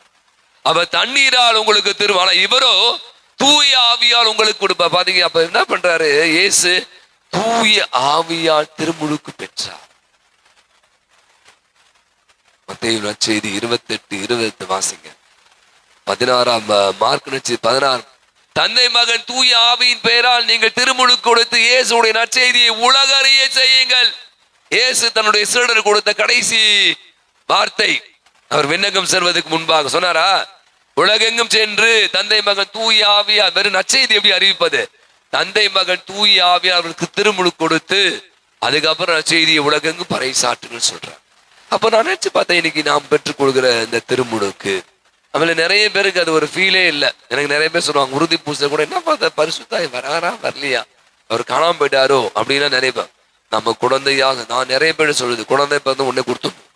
நிறைய குழந்தைகள் பாருங்க உடல்நல குறைவில் ஏற்படும். அந்த குழந்தை சளி பிடிக்கும், இந்த பனி பாருங்க எப்படி கொட்டுன்னு என்னால முடியவே இல்லை. உடம்பு மட்டும் எனக்கு மட்டும் இல்லை, எங்கடா இருக்கும் தெரியவே இல்லை. இப்படி ஒரு பனி இல்ல, எல்லாரும் கொடைக்கானல் ஊட்டிலாம் நீங்க காஷ்மீர்லாம் போவே தேவையில்லை. சென்னையை போல வருமா, ஐயோ எப்பா சாயங்காலம் போய் நிக்க விட முடியல, சிறு காத்து ஒரே பயங்கரமா இருக்குல்ல. அப்புறம் அது ஒரு இயற்கை சூழலை நமக்கு கொடுத்து விடுகிறது. அப்புறம் யோசிச்சு பார்த்தா, இன்னைக்கு இந்த குழந்தைகளை ஏன் கொடுக்கணும் சொல்றாங்க அப்படின்னா, அதுக்கெல்லாம் ஒரு இதுக்கு இருக்கு. நம்ம இன்னைக்கெல்லாம் பெரிய அறிவுஜீவியா ஆயிட்டோம். இப்ப என்ன கொடுக்கணும், 1 வயசு ஆகட்டும், இன்னும் 3 வயசு ஆகட்டும், ஆயின் பண்ண எனக்கு என்ன. அந்த குழந்தைகளுக்கு தேவையான சக்தி தூய ஆவிங்க, பாவம் கழுவப்படுகிறது. அந்த குழந்தைக்குள்ள ஆவியான போற நோய் நொடிகள்லாம் வராது. அந்த கிறிஸ்துமஸ் தைலத்தை தடவும் போத அவன் கிறிஸ்துடைய மறுபிறப்பாக மாறுகிறாள். இதெல்லாம் ஒரு நம்பிக்கை, இதெல்லாம் ஒரு அடையாளம். நீங்க நிறைய பேர் பெரிய அறிவு ஜீவியா இருந்துட்டு கொடுத்துக்கலாம். சில பேர் கொடுப்பாங்க, பிறகு 3 வயசு நாள் வந்து அப்படியே திம்முருவான் அந்த பையன், அவனுக்கு என்னன்னு தெரியாது. சில பேர் ரொம்ப வருஷம், என்னடா +2 முடிச்சிருக்கான், இன்னும் கூட ஞானஸ்தானம் வாங்க. நல்ல கிறிஸ்தவ பாரம்பரிய கிறிஸ்தவ குடும்பம், அவங்க ரொம்ப நல்லவங்க பாருங்க. அப்ப அவங்களோட என்னன்னா, இந்த திருச்சபையுடைய இந்த மாதிரியான திருவரு சாதனங்களில அக்கறையற்ற தன்மை. அப்ப நான் இந்த 3வது பகுதி திருமுழுக்கு பெறுகிற போது நாம் அனைவருமே தூய ஆவியை பெற்றுக்கொள்கிறோம். அதை நீங்களும் உணரணும். இப்ப நீங்களாம் வாழ்ந்து கொண்டிருக்கீங்களே, நம்மளாம் வாழ்ந்து கொண்டிருக்கோம்ல. குழந்தையா இருந்தபோது நிறைய ஞானம், அறிவு, புத்தி, விவரிச்சு இதெல்லாம் கடவுள் தூய ஆவி வல்லமையா, குழந்தை ஸ்மார்ட்டா இருக்கான், பயங்கர பிரில்லியண்டா. இப்ப இருக்கிற குழந்தை பயங்கர ஹைப்பரா இருக்கு. அது கொஞ்ச நேரத்தை உட்கார ஓடினே இருக்கு, அப்படியே குதிக்குது எல்லாம் பாருங்க. ரொம்ப ஹைப்பர் குழந்தைங்க தான் நீங்க நிறைய பேர் இருக்கான். ஹைப்பர்னா கொஞ்சம் அதிகமா இருக்கும், வழக்கமா இருக்கு, சொங்கியமா இருக்கு குழந்தைங்க. அப்பனா இதெல்லாம் எங்கிருந்து வருது அப்படின்னு சொல்றாங்க. இதெல்லாம் ஆவியான குழந்தைங்க ஞானஸ்தானம் கொடுங்க. குழந்தைகளுக்கு ஞானஸ்தானம் கொடுத்தாலே போதும், நிறைய அருள் வரங்களை கடவுள் என்ன பண்றாரா, பொழிகிறார், ஊற்றுகிறார். ஆனா பேருக்கு தெரியல, 18 வயசுல போய் உட்காந்து முங்கி இருந்தா தான் 25 வயசுல முங்கி எழுடும் சொல்லிட்டு பல பேர் காத்து கொண்டு இருக்கிறார். கடைசியாக நீங்க 2ஆம் வாசகம் எடுத்துக்கலாம். இயேசு என்ன பண்ணி கொண்டு இருக்கிறார்? ஞானஸ்நானம் சொல்ற அனைவரையும் அவர் விடுவித்து எங்கும் நன்மை செய்து கொண்டே சென்றார். எனக்கு ரொம்ப பிடிச்சமான ஒரு வசனங்க. இயேசுவிடம் இருந்து நான் கற்றுக்கொண்ட மிகப்பெரிய விஷயங்கள் இது ஒண்ணுதான். எனக்கு ரொம்ப அதிகமா நிறைய பண்ண நன்மை செய்து கொண்டே இருப்பார். நீங்க பாத்தீங்கன்னா அவர் ஒரு இடத்துல வசனத்துல வாசிக்கிறோம். அவர் சொல்லுவாங்க, அவர் இறை மகன் இந்த அப்பத்தை எல்லாம் 5000 பேர் கொடுத்துட்டார். அப்ப மக்கள் எல்லாம் சொல்லுவாங்க, யோவான் நற்செய்தி வாசிங்கன்னா, நீர் இங்கேயே இருந்துங்க, நீங்க தான் எங்க அரசர் என்று மக்கள் எல்லாரும் அவர் பின்னாடி தேடி வருவாங்க. அப்போ ஆண்டவர் இயேசு ரொம்ப அழகாய் சொல்வார், நாம் அடுத்த ஊர்களுக்கும் செல்ல வேண்டும், அங்கும் நற்செய்தி பணியை நன்மையை நான் செய்ய வேண்டும் சொல்லிட்டு போயிட்டே இருப்பார். போயிட்டே இருப்பார். இன்னைக்கு திருமுழுக்கு பெற்றிருக்கிற நீங்களும் நானும் கூட எப்படி இருக்கணும்? நன்மை செய்பவர்களா. அதான் ஒவ்வொரு முறையும் இந்த நன்மையை வாங்க. நன்மை என்பதுக்கு அர்த்தம் தெரியும். நற்கருணைக்கு ஒரு தமிழ் என்ன சொல்லுவாங்க? நன்மை வாங்கிட்டீங்களா?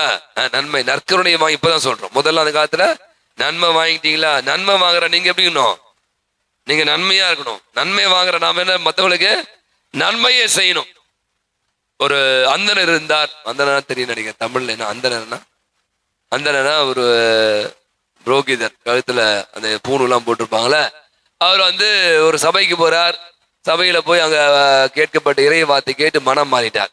மனம் மாறின உடனே அவர் சொல்றாரு, அவர்கிட்ட போயிட்டு அந்த பாஸ்டர்கிட்ட போயிட்டு, நான் திருமுழுக்க விரும்புகிறேன், நான் மனம் மாறிட்டேன், நான் கிறிஸ்துவ சபை சேரணும். அப்பா சொன்னார், நீங்க கிறிஸ்துவ சபையில சேனா திருமுழுக்கு பெறணும் அப்படின்றார். சரி ஓகே அப்படின்னு அப்ப அந்த தொட்டியில தான் போய் முங்குறாங்க. 3 முறை நாங்க உங்களை முங்கி எடுப்போம் அப்படின்னு சொல்றாரு அந்த பாஸ்டர். உடனே இவர் 2 முறை முங்கி எடுக்கிறார். 3ஆவது முறை முங்கி எடுக்கும் போது தன் கழுத்துல போட்டு இருந்த அந்த உடம்புல போட்டு அந்த பூணலை தூக்கி எறிகிறார். அப்போ அந்த பாஸ்டர் சொன்னாராம், நீங்கள் உண்மையாகவே மறு கிறிஸ்துவாக மாறிவிட்டீர்கள். நீங்கள் உண்மையாகவே மறு கிறிஸ்துவாக மாறி. கலாத்திய திருமுகம் 2ஆம் அதிகாரம் 20ஆம் வசனம் அழகாய் சொல்கிறார், வாழ்பவனின் நாள் அல்ல, எனில் வாழ்பவர் கிறிஸ்துவே. அப்ப இந்த திருமுழுக்கு என்ன தெரியுமா உங்களுக்குள்ள? நான் சொன்ன இந்த ஒவ்வொரு விஷயத்தை சிந்திப்பேன். நன்மை செய்வது மட்டுமல்ல, ஒவ்வொரு நாளும் இந்த திருமுழுக்கினுடைய நம்ம அதை அனுபவிக்கணும். என்னுடைய வாழ்வை மாற்ற போட்டு பூணூனை போட்டு ஐயோ தான் அப்படின்னு பிடிச்சி தூக்கி எரிஞ்சார் பாருங்க. எரிந்த உடனே சொல்றாங்க, நீங்க மறு கிறிஸ்து. ஆக்சுவலா ரொம்ப அழகாக சொல்லுவாங்க அந்த காலத்துல. அடிக்கடி இந்த வார்த்தை இப்ப யாரும் பேச, நீ கிறிஸ்து அவன், நீ கிறிஸ்து அவன். மத்தவங்களாம் இல்ல. இப்ப நீங்க வெளியெல்லாம் போனீங்களா இல்ல, நாமெல்லாம் கிறிஸ்துவன் சும்மா பேருக்கெல்லாம் கிடையாதுங்க. நீங்க நினைச்சுக்க நிறைய பேர் வெறும் பேரு தான். ஆண்ட்ரூ, ஜோசப், மேரி வச்சுக்க, ஏதாவது ஒரு பேர் வச்சுக்கலாம், அந்தோனி அப்படியா வச்சு, வெறும் பேர்ல நீ கிறிஸ்து அவனாக, நீ கிறிஸ்து அவளாக மாறுகிறாய். இன்னைக்கு நிறைய நேரங்கள்ல வெறும் பேரு தான். பேரளவில்லாம் கிறிஸ்துவா இருக்கக்கூடிய வாழ்வை விட இன்னைக்கு நம்ம இருக்கிறோமா என்பது ஒரு மிகப்பெரிய கேள்வியாகவே இன்னைக்கு நினைக்கிறேன். திருமுழுக்கு நமக்கு தருகிற மிகப்பெரிய சவால். நான் எனக்கு தான், எல்லாருக்கும் தான் சவால். நம்ம ஒவ்வொரு நாள் நன்மை செய்யறோமா, எவ்வளவு தீமை செய்யறோம்? சில பேர் சொல்றான், நீ நன்மை செய்யோ இல்லையோ, ஆனா என்ன பண்ணக்கூடாது, அடுத்தவங்களுக்கு தீமை செய்யாமல் இருன்னு சொல்றான். ஆனா இன்னைக்கு நாம, நீங்க, நான் எல்லாருமே காலை எழுந்து தூங்குற வரைக்கும் எதையாவது எப்பாவது யாருக்காவது கெட்டது நினைக்கிறோம் பாருங்க. அதுவே மிகப்பெரிய தப்பு. அவன் நினைக்கிற இந்த திருமுழுக்கினுடைய அற்புதமான ஒரு விஷயத்தை நாம் இன்னைக்கு பெற்றுக்கொண்டு, இயேசு பெற்றுக்கொண்டா, தன்னை இணைத்து கொண்டா, தன்னுடைய அந்த கொள்கை திரட்டை வெளிப்படுத்தினார், அதற்காக வாழ்ந்தார், நன்மையை செய்தார். அவர் தந்தையாம் கடவுள் அவரை இந்த உலகிற்கு வெளிப்படுத்தினார். உங்களை என்னையும் பார்த்து சொல்ல முடியுமா யாராவது? ரொம்ப அருமையான கிறிஸ்து. அந்த ரோட்ல போங்க, அந்த வீட்டுல போங்க, அந்த ஆபீஸ் போங்க. ரொம்ப ஞாபகம் இருக்கு, முதல்லாம் அந்த தெருவுல இருந்த போது ஒரு சில விஷயத்துக்காக இந்த கலெக்டர் ஆபீஸ் போனோம். அப்பதான் சொல்லுவாங்க, அந்த டேபிள்ல இருக்க பாருங்க, அவர் பேரு ஒரு கிறிஸ்டியன், அவனுக்கு ஆர்சி பெந்தகோஸ்தான் தெரியும், அவர் கிறிஸ்டியன், போங்க, அவர் உங்களுக்கு பண்ணி தருவார். நீங்க அந்த ஸ்கூல் மேட்டர்லாம் நீங்க போனோம் அப்படின்னா அங்க ஆபீஸ் இருப்பாங்க. ஏன் சொல்றேன்னா, அப்பெல்லாம் நம்ம ஆளுங்க ரொம்ப கம்மியா இருந்தாங்க. அப்ப ஒரு வேலை வாங்கணும், ஒரு சைன் வாங்கணும்னா ரொம்ப கஷ்டம். அப்ப எப்படி நம்மளை ஐடென்டிஃபை பண்றான் பாங்களேன். இப்ப எங்க இருந்து வரீங்க? நான் சென்ட் ஜோசப் ஸ்கூல் வரேன். அப்படியா, நீங்க அங்க போங்க, அவரு கிறிஸ்டியன் தான் நினைக்கிறேன், அவருக்கு பண்ணி தருவேன். பாருங்க எப்படி கனெக்ட் பண்றான் பாருங்க, நெகட்டிவா இல்ல பாசிட்டிவா.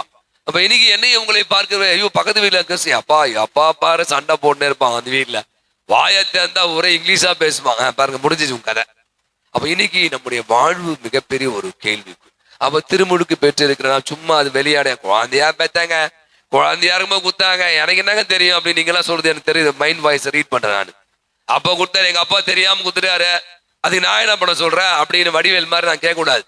மாறாக அன்று பெற்றுக்கொண்ட அந்த திருமுழுக்கை நான் அன்றாடம் வாழ்கிறேனா, வாழ்வதற்கான முயற்சி எடுக்கிறேனா என்பதுதான் நம்முடைய ஒரே சிந்தையார். நாள்ல நம்ம இயேசு பெற்ற, திருப்பதி சொல்றேன், இயேசு பெற்ற அதே திரும்ப நம்ம பெற்றிருக்கோம். வித்தியாசமே இல்லை. அவர் மூழ்கி இருந்தார், நம்ம தண்ணி ஊற்றுறோம். ஆகவே நம்ம முதல்ல வாசம் திருமுழுக்கின் வழியாக பெற்றுக்கொண்ட தண்ணீர் தீர்த்தம் தெளிக்கிறாங்களே. ஒரு ஃபாதர் இருந்தாரு, அவரை பங்குல போயிருந்தேன். நான் எப்படி அடிப்பேன் தெரியல உங்களுக்கு, தீர்த்தம் அப்படி அடிப்பேன். என்னோட ஃபாதர் இருந்தார், அவர் இப்படிதான் தெளிப்பாராம். ஒரு அம்மா, ஃபாதர் என்ன ஃபாதர், அந்த ஃபாதர் தீர்த்தமே தெளிக்க மாட்டார். ஏமா தீர்த்தம் பட்டாதான் ஃபாதர் என் பாவெல்லாம் கழுவும். சிரிப்பாங்க, நீங்க அடிக்கிறீங்க, உங்களுக்கு ரொம்ப பிடிக்கும் ஃபாதர், நீங்க தான் அடிக்கிறீங்களே. இப்ப இல்ல, அப்போ திறந்து சாமியாரான அந்த அடிதான் எல்லாருக்கும். 2 பேருமே மண்டையை உடச்சிட்டேன், வேற அது வேற விஷயம். அப்ப அந்த தீர்த்தம் பாத்தீங்கன்னா எவ்வளவு அர்த்தம். நீங்க நினைக்கலாம், நான் பலமுறை இப்ப இதுனா பைத்தியகாரத்தனம் நிறைய பேர் தீர்த்தடிக்கிறாங்க. அது நம்முடைய திருமுழுக்குடைய அடையாளம். அது தெளிக்கப்படுகிற போது நம்முடைய பாவம் கழுவப்படுகிறது. அதை இதெல்லாம் ஒரு நம்பிக்கை, ஒரு விசுவாசம், அவ்வளவுதான். எங்க கழுவப்படுது காட்டு, என்ன எங்க காட்டுறது. அதுவே இன்னைக்கு நான் நினைக்கிறேன், இன்னைக்கு இந்த மாதிரி சின்ன சின்ன விஷயங்கள்ல ஆழம் அர்த்தம் புதிந்து இருக்கிறான். சில நேரங்களில் இப்ப வருகிற பிள்ளைகளோ அல்லது படிக்கிற நம்ம நிறைய விஷயங்களை அதெல்லாம் நம்ம பழசை தூக்கணும். அதெல்லாம் மிக முக்கியம். அர்த்தமுள்ள வழிபாடுகள், நம்முடைய வழிபாடுகள்லாம் ரொம்ப அர்த்தமுள்ள வழிபாடு. அதுல நம்ம இணைத்து கொண்டு இன்னைக்கு நம்ம இன்னொரு வழிபாட்டுக்குள் செல்ல இருக்கிறோம். நம்ம இப்போ உங்க கையில எல்லாருக்கும் மெழுகுவத்தி ஊத்தாச்சா? பிரதர் எங்க இருக்காரு? இப்போ நம்ம போயிடலாம். ரெடி, எல்லாரும் மெழுகுவத்தி எல்லாருக்கும். யாராருக்கு மெழுகுவத்தி இல்லை கை தூக்கும் போலாம். இப்போ மெழுகுவத்தி இல்லை, வாங்க கொஞ்சம் முன்னாடி வாங்க. எல்லாருக்கும் மெழுகுவத்தி ஃப்ரண்ட்ல வாங்க. இப்ப ஃபேன்ல ஆஃப் பண்ணிருங்க, தயவுசெய்து ஃபேன் ஆஃப் பண்ணிருங்க. இப்ப நாம குழந்தையா இருந்தப்ப நம்முடைய ஞான தந்தை, நம்முடைய குழந்தை நம்ம ஆக்சுவலா பார்த்து ஞான தாயை தான் குழந்தை வச்சிடும். இப்ப வச்சுக்க மாட்டோம், எல்லாம் அம்மா அப்பா வச்சுக்கிறோம். அம்மா அப்பா குழந்தை கையில கூடாது, யாரும் வச்சுக்கணும், ஞானம் பெற்றுதான் வச்சுக்கணும். அப்போ ஒரு கேண்டல் கொடுத்துருப்பாங்க. கேண்டல் கொடுத்து நம்முடைய திருமுழுக்கு வாக்குவதை புதுப்பி சொல்லுவாங்க. நம்ம எல்லாம் எழுந்துக்கலாமா? இப்போ அதை நம்ம செய்ய இருக்கு. எல்லாம் எழுந்து இங்க பக்கத்துல இருக்க வாங்க, கேண்டல் நீங்க அங்க நில்லுங்க ஐயா, வாங்க முன்னாடி கொஞ்சம் பத்த வைக்க. ஃப்ரண்ட்ல வாங்க பிரதர், ஃப்ரண்ட்ல பத்த வைங்க. அங்க பின்னாடி நிக்கிற நெருப்பு வச்சிருக்க, நீங்க முன்னாடி வாங்க. பானம் திறந்து அப்படி ஒரு பாடலை நம்ம பாட இருக்கிறோம். ஓகே, அந்த பாஸ்கா கேன்ல எடுத்துன்னு வருவாங்க. எடுத்து கொஞ்சம் வெயிட் பண்ணுங்க, கொஞ்சம் ஆஃப் பண்றேன். பாஸ்கா கேன்ல இருந்து இப்போது பத்த வைக்க இருக்கிறோம். சரியா? அது இந்த பாடலை பாட 5 பேர் கேன்ல வச்சிருப்பாங்க. உங்ககிட்ட வருவாங்க. நீங்க முதல்ல அந்த பத்த வச்சுட்டு அதுக்கப்புறம் நம்ம இந்த வழிபாடு போலாம். இப்போ வானம் திறந்து வெண்புறா போல அப்படின்னு அந்த பாடலை பாட வாங்க, வேகமா வாங்க. இந்த கேன்ல தூக்கி வாங்க, தூக்கி பிடிச்சுவாங்க.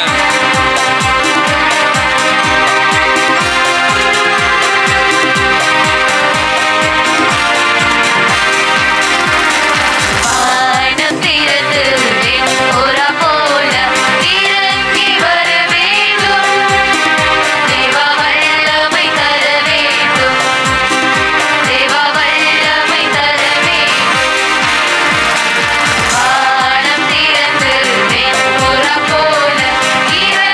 வர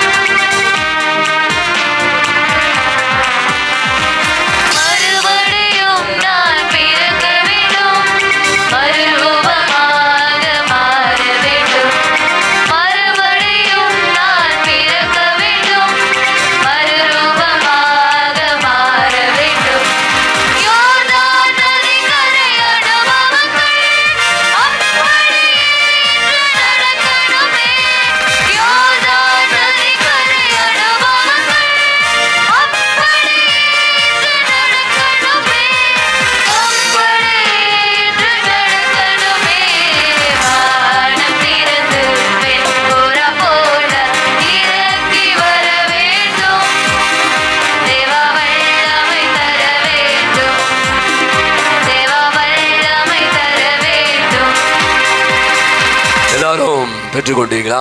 யாருக்காவது கேண்டில் பத்த வைக்காம இருக்கீங்களா? அங்க பாருங்க, யாருக்கும் இல்லை பாருங்க. உங்க குடும்பம் அந்த எடுத்துப்போம், கை தூக்குங்க. அங்க போய் கொடுங்க, ஒன்று கொடுங்க. மோனிகா, எல்லாருக்கும் கிடைச்சிச்சா? குட். கேண்டில் எல்லாம் இப்படி பிடிச்சிங்க, தூக்கி பிடிச்சிங்க. இப்போ நாம குழந்தையா இருந்த போது நம்முடைய ஞான பெற்றோர், நம்முடைய அப்பா அம்மா, நம்முடைய உறவினர்கள் எல்லாம் புடை சூழ்ந்து வர இந்த ஒரு விஷயத்த ஃபாதர் கண்டிப்பா சொல்லியிருப்பாங்க. இப்படிதான் வாசிப்பாங்க, அதையே நான் வாசிக்கிறேன். அன்புக்குரிய பெற்றோர்களே, நீங்க இப்ப நினைச்சீங்க, நீங்க எல்லாம் இப்ப குழந்தையா இருக்கீங்க. அன்புக்குரிய ஞான தந்தையரே, திருமுழுக்கினும் திருவருட்சாந்த வழியாக நீங்கள் ஒப்பு கொடுத்த இக்குழந்தைகள் இப்ப நீங்க நான் எல்லாம் சேர்ந்துப்போம்.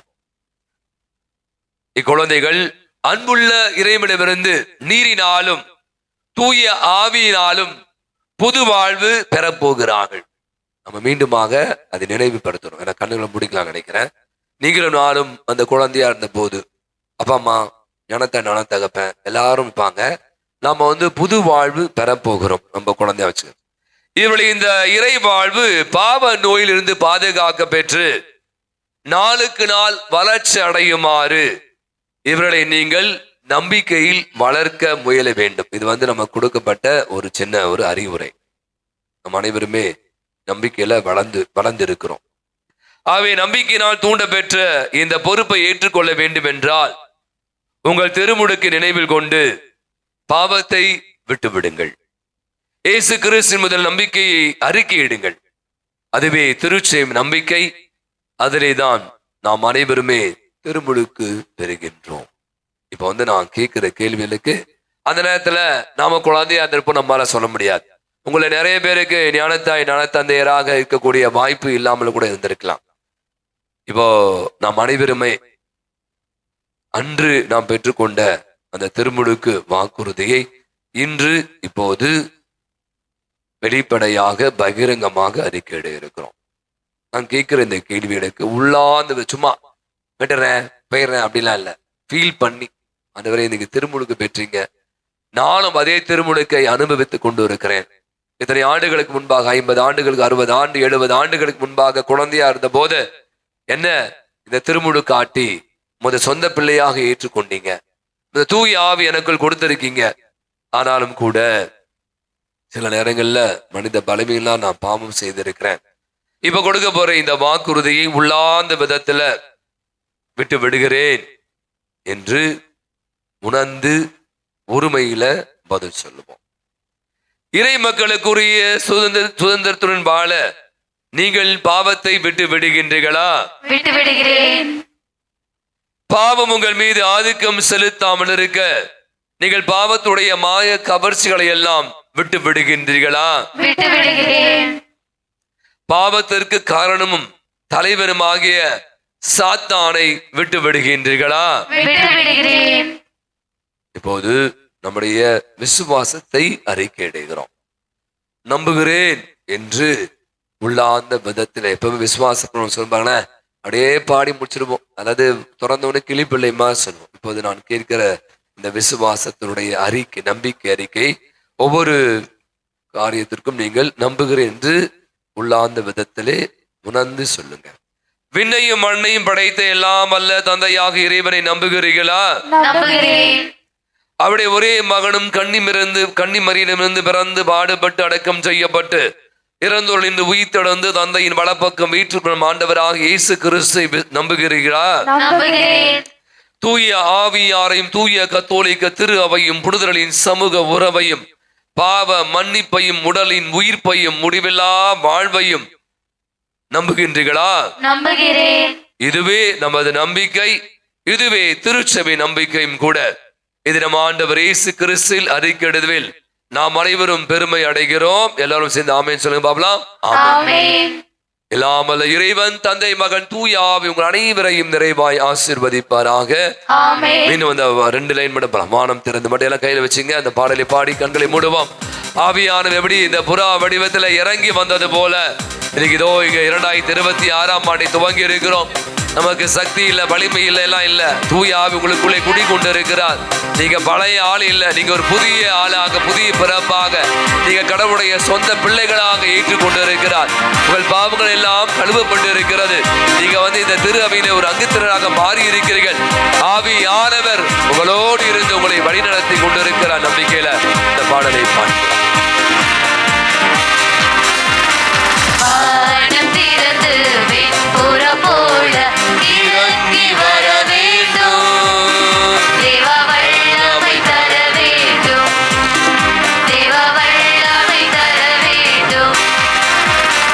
வானம் திறந்து வெண்புறா போல இறங்கி வர வேண்டும். தேவா வல்லமை தர வேண்டும். தேவா வல்லமை தர வேண்டும்.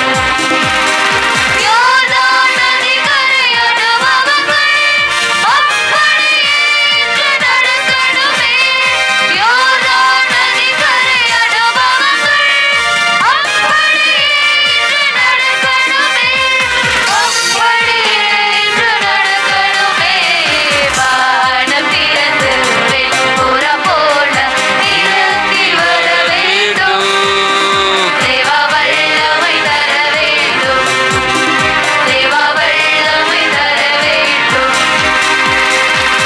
எல்லாரும் கேண்டில் ஆஃப் பண்ணுங்க. ஃபேன் வேணா ஃபேன் எல்லாரும் ஆஃப் பண்ணிருங்க. கேண்டில் மெழுகு திரிகை அணைச்சிருங்க பாப்பா எல்லாரும். இது நீங்க வீட்டுக்கு எடுத்து போயிடலாம். உங்களுக்காக கொடுக்குற கிஃப்ட். சரியா? இப்போது நாம் விசுவாசி மன்றாட்டுக்கு செல்வோம். புது பிறப்பாக மாறி இருக்கிறோம். ஆண்டவர் இயேசு நமக்காக நம்மில் ஒருவராக பிறந்தது மட்டுமல்ல, இந்த திருமுழுக்கு வழியாக அவருடைய மறுபடியும் மாசம் கொடுத்திருக்கிறார். எனவே அதே நம்பிக்கையோடு நம்முடைய தேவைகளை, விண்ணப்பங்களை அவர் பாதம் எடுத்துரைப்போம். வழி நடத்தும் நல்லாயினே, எம் திரு அவையின் தலைவராகிய திரு தந்தை லியோ, எமது ஆயர், குருக்கள் மற்றும் துறவியர் அனைவரும் தாங்கள் பெற்றுக்கொண்ட திருமுழுக்கின் அழைப்பை உணர்ந்து தூய ஆவியின் வழி நடத்தலால் மக்களுக்கு நற்செய்தி பணியாற்றிட தேவையான வரங்களை அருள வேண்டும் என்று ஆண்டவரே உம்மை மன்றாடுகின்றோம். ஆண்டவரே எங்கள் மன்றாட்டை கேட்டருளும். திருமுழுக்கின் வழியாக உமது பிள்ளைகளாகும் பேர் பெற்ற நாங்கள் அனைவரும் எமது வாழ்வில் பாவ இருளை அகற்றி கிறிஸ்தின் ஒளியை பிரதிபலிக்கும் சாட்சிகளாக வாழவும் எமது சொல்லாலும் செயலாலும் உமது திருப்பெயருக்கு மாற்றி சேர்க்க வேண்டும் என்று ஆண்டவரை உம்மை மன்றாடுகிறோம். ஆண்டவரே எங்கள் மன்றாட்டை கேட்டருளும். அனைவருக்கும் மீட்பரான இறைவா, உம்மை இன்னும் கண்டடையாத மற்றும் உமது நற்செய்தியின் இனிமையை அறியாத மக்கள் அனைவருக்காகவும் மன்றாடுகிறோம். அவர்கள் தங்கள் வாழ்வில் உண்மையான ஒளியை தேடவும் தூய ஆவியின் ஏவுதலால் உம்மை தங்கள் மீட்பராக ஏற்றுக்கொண்டு உமது மந்தையில் இணையவும் வேண்டுமென்று ஆண்டவரே உம்மை மன்றாடுகின்றோம். ஆண்டவரே எங்கள் மன்றாட்டை கேட்டருளும். போர்கள், வன்முறைகள் மற்றும் பிளவுகளினால் தவிக்கும் உலகுக்காக மன்றாடுகிறோம். உலக நாடுகளிடையே நிலவும் பகைமையை நீக்கி மக்கள் அனைவரும் சகோதரத்துடன் வாழவும் யோர்தான் நாட்டில் இறங்கி வந்த அமைதியின் ஆவி உலகெங்கும் நிலவச் செய்யும் வேண்டுமென்று ஆண்டவரே உம்மை மன்றாடுகின்றோம். ஆண்டவரே எங்கள் மன்றாட்டை கேட்டருளும். நம்முடைய தனிப்பட்ட தேவைகளுக்காக மௌனமாக ஜெபிப்போம். வாழ்ற இந்த இந்திய நாட்டில் இன்னைக்கு உங்களுக்கு தெரியுமா தெரியாது பார்த்துருப்பீங்க, இந்த கிறிஸ்துமஸ் சமயத்தில் இந்த RSS பஜ்ரந்த் எல்லாம் பார்த்தீங்கன்னா நம்முடைய வடநாட்டில் 16 இடங்களுக்கு, கேரளாவில் கூட இந்த கிரிப்பு அங்கே இருக்கிற கிறிஸ்துமஸ் அத்தனை அடிச்சு நொறுக்கி இருக்காங்க. ஆனால் பார்த்தீங்கன்னா அதை பற்றி ஒன்றும் பேச்சே இல்லை. நம்ம கிறிஸ்துவராக இருப்பதே சில பேருக்கு பிடிக்கவே இல்லை. அதனால நிறைய நமக்கான இந்த மாதிரியான தாக்குதல்கள் நடந்து கொண்டு இருக்கிறது. ஒரு பக்கம் இப்படி நடந்திருந்தாலும் இன்னொரு பக்கம் பார்த்தீங்கன்னா நாளுக்கு நாள் இன்னைக்கு அநேகர் இயேசுவை தன்னுடைய சொந்த மீட்பராக, இரட்சகராக ஏற்றுக்கொண்டு இருக்கிற நிகழ்வும் நடந்து கொண்டு இருக்கிறது. இன்னைக்கு ரொம்ப அழகாக சொல்லுவாங்க, நீங்க கிறிஸ்துவராக இருப்பதே பெரிய கொடை. நிறைய சலுகைகள் மறுக்கப்படும், பிறவரால் நம்ம ஓரங்கட்டப்படுவோம், நிறைய அவமானத்துக்கு உள்ளாவங்க, நிறைய இன்னல்களுக்கெல்லாம் உள்ளாகும். அதனால்தான் நிறைய பேர் ஞானஸ்நானம் வாங்க மாட்டாங்க. சும்மா நான் இயேசுவை இதுக்கு அறிஞ்சிக்கிட்டேன், எனக்கு பைபிள் பிடிக்கும், எனக்கு மாதா பிடிக்கும் அப்படிலாம் எனக்கு நிறைய பேர் பேசுவாங்க. நான் இந்து தான், ஆனால் நான் பிற மதத்தை சார்ந்த ஆனால் நான் ஞானஸ்நானம் பெறலைன்னு சொல்லுவான். ஏன்னா அவனுக்கு இதெல்லாம் மறுக்கப்படும். சமூகம் அவனை ஒதுக்கிவிடும். நீங்க நான்லாம் பார்த்தீங்கன்னா மேபி நம்ம அப்பா அம்மாவோ தெரியல, நம்முடைய பாட்டெல்லாம் பண்ணாங்கன்னு தெரியல. அப்ப வர இதெல்லாம் நம்ம பெரிய விஷயம்னா இன்னைக்கு நம்ம ஒரு கிறிஸ்துவனா இருப்பதே ஒரு மிகப்பெரிய ஒரு ஆசீர்வாதம். அப்ப இந்த திருமுழுக்கு தான் அந்த கிறிஸ்துவை நாம் ஏற்றுக்கொள்ள, அவர் நமது பிள்ளையாக, அவருடைய பிள்ளைகளாக நாம் மாறுவதற்கு மிகப்பெரிய ஒரு வழிதரமாக இருக்கிறது. எனவே நாம் முதல்ல பெருமை கொள்ள வேண்டும். இது வருகிற அந்த இக்கட்டுகள், இடர்பாடுகள், நெளிவு சுருளை தாங்கிக் கொள்ளக்கூடிய வலிமை சக்தியை நிச்சயமாய் ஆண்டவர் தருவார். நம்பிக்கையோடு தொடர்ந்து ஜெபிப்போம். எங்கள் ஆண்டவர் ஆகிய கிறிஸ்து வழியாய் மன்றாடுகிறோம். ஆமென். காணிக்கை பாடல்.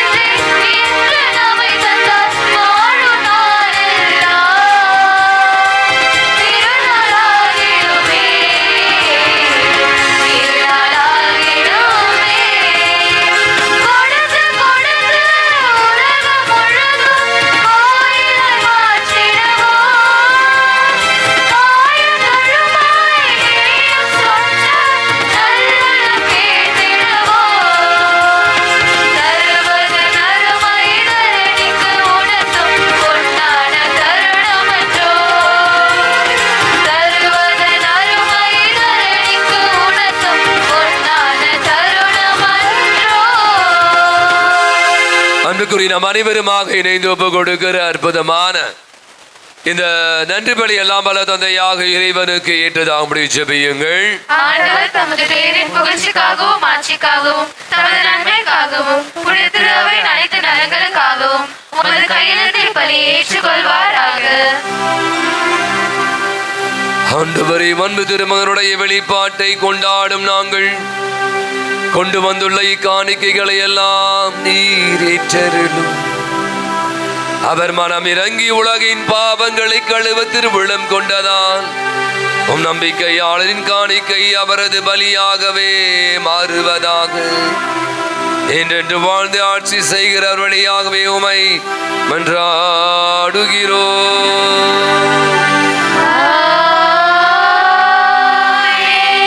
ஆண்டவர் உங்களோடும் இருப்பாராக.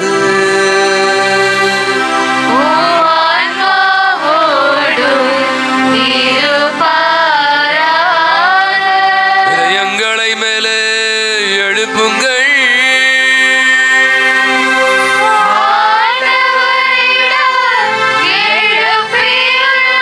நாம் இறைவனாகி ஆண்டவருக்கு நன்றி கூறுவோம்.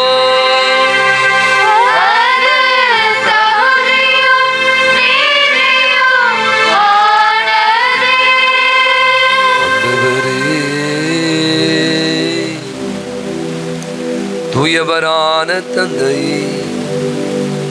என்றும் உள்ள எல்லாம் வல்ல இறைவா, இனாலும் எவ்விடத்திலும் நாங்கள் உமக்கு நன்றி செலுத்துவது மெய்யாகவே தகுதியும் நீதியும் ஆகும்.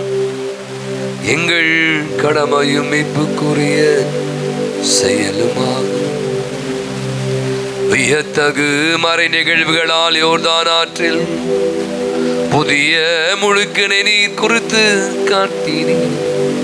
அதனால் விண்ணிலிருந்து வந்த குரல் வழியாகவே உம்முடைய வார்த்தை மனிதரிடையே குடிகொண்டிருப்பதை நாங்கள் நம்பச் செய்தீர். மேலும் தூயாவியார் புறா வடிவில் இறங்கி வந்ததன் வழியாக உம்முடைய கிறிஸ்துவை மகிழ்ச்சியின் எண்ணெயால் பூசி அவரை ஏழைகளுக்கு நற்செய்தியை பறைசாற்ற அனுப்பியதை அறிய செய்தி. ஆகவே ஆற்றல் மிகுந்த பின்னவரோடு சேர்ந்து நாங்கள் இம்மன் உலகில் இடையராது உமது மாட்சியை கொண்டாடி முடிவின்றி ஆர்ப்பரித்து பாடுவதாவது.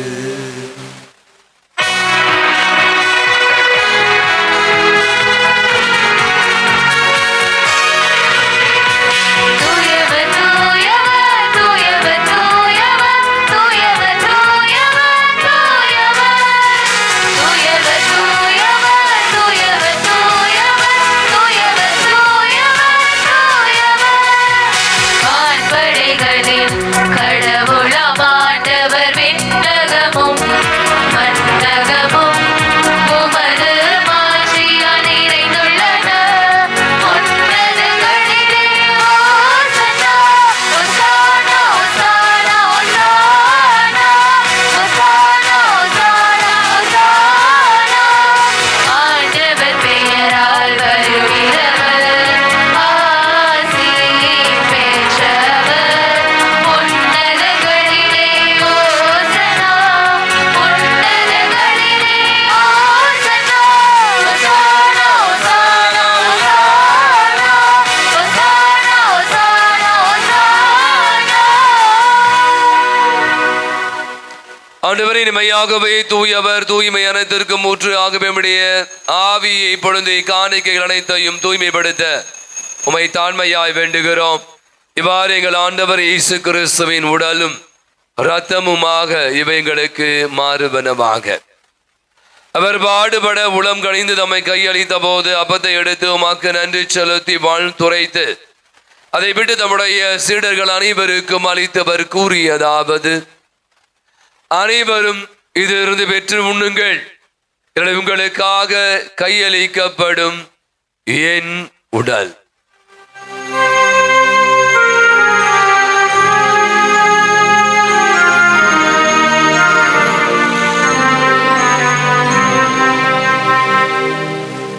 அவனமே இரவு விருந்தை அருந்தி பின்பு கிண்ணத்தை விடுத்து மீண்டும் நன்றி கூறி தம்முடைய சீடர்கள் அனைவருக்கும் அளித்தவர் கூறியதாவது: அனைவரும் இதிலிருந்து பெற்று பருகுங்கள். இரணில் புதிய நிலையான உடன்படிக்கை கூறிய இரத்தத்தின் கிண்ணம். இது பாவ மன்னிப்புக்கு என்று உங்களுக்காகவும் பலருக்காகவும் சிந்தப்படும். இதை என் நினைவாக செய்யும்.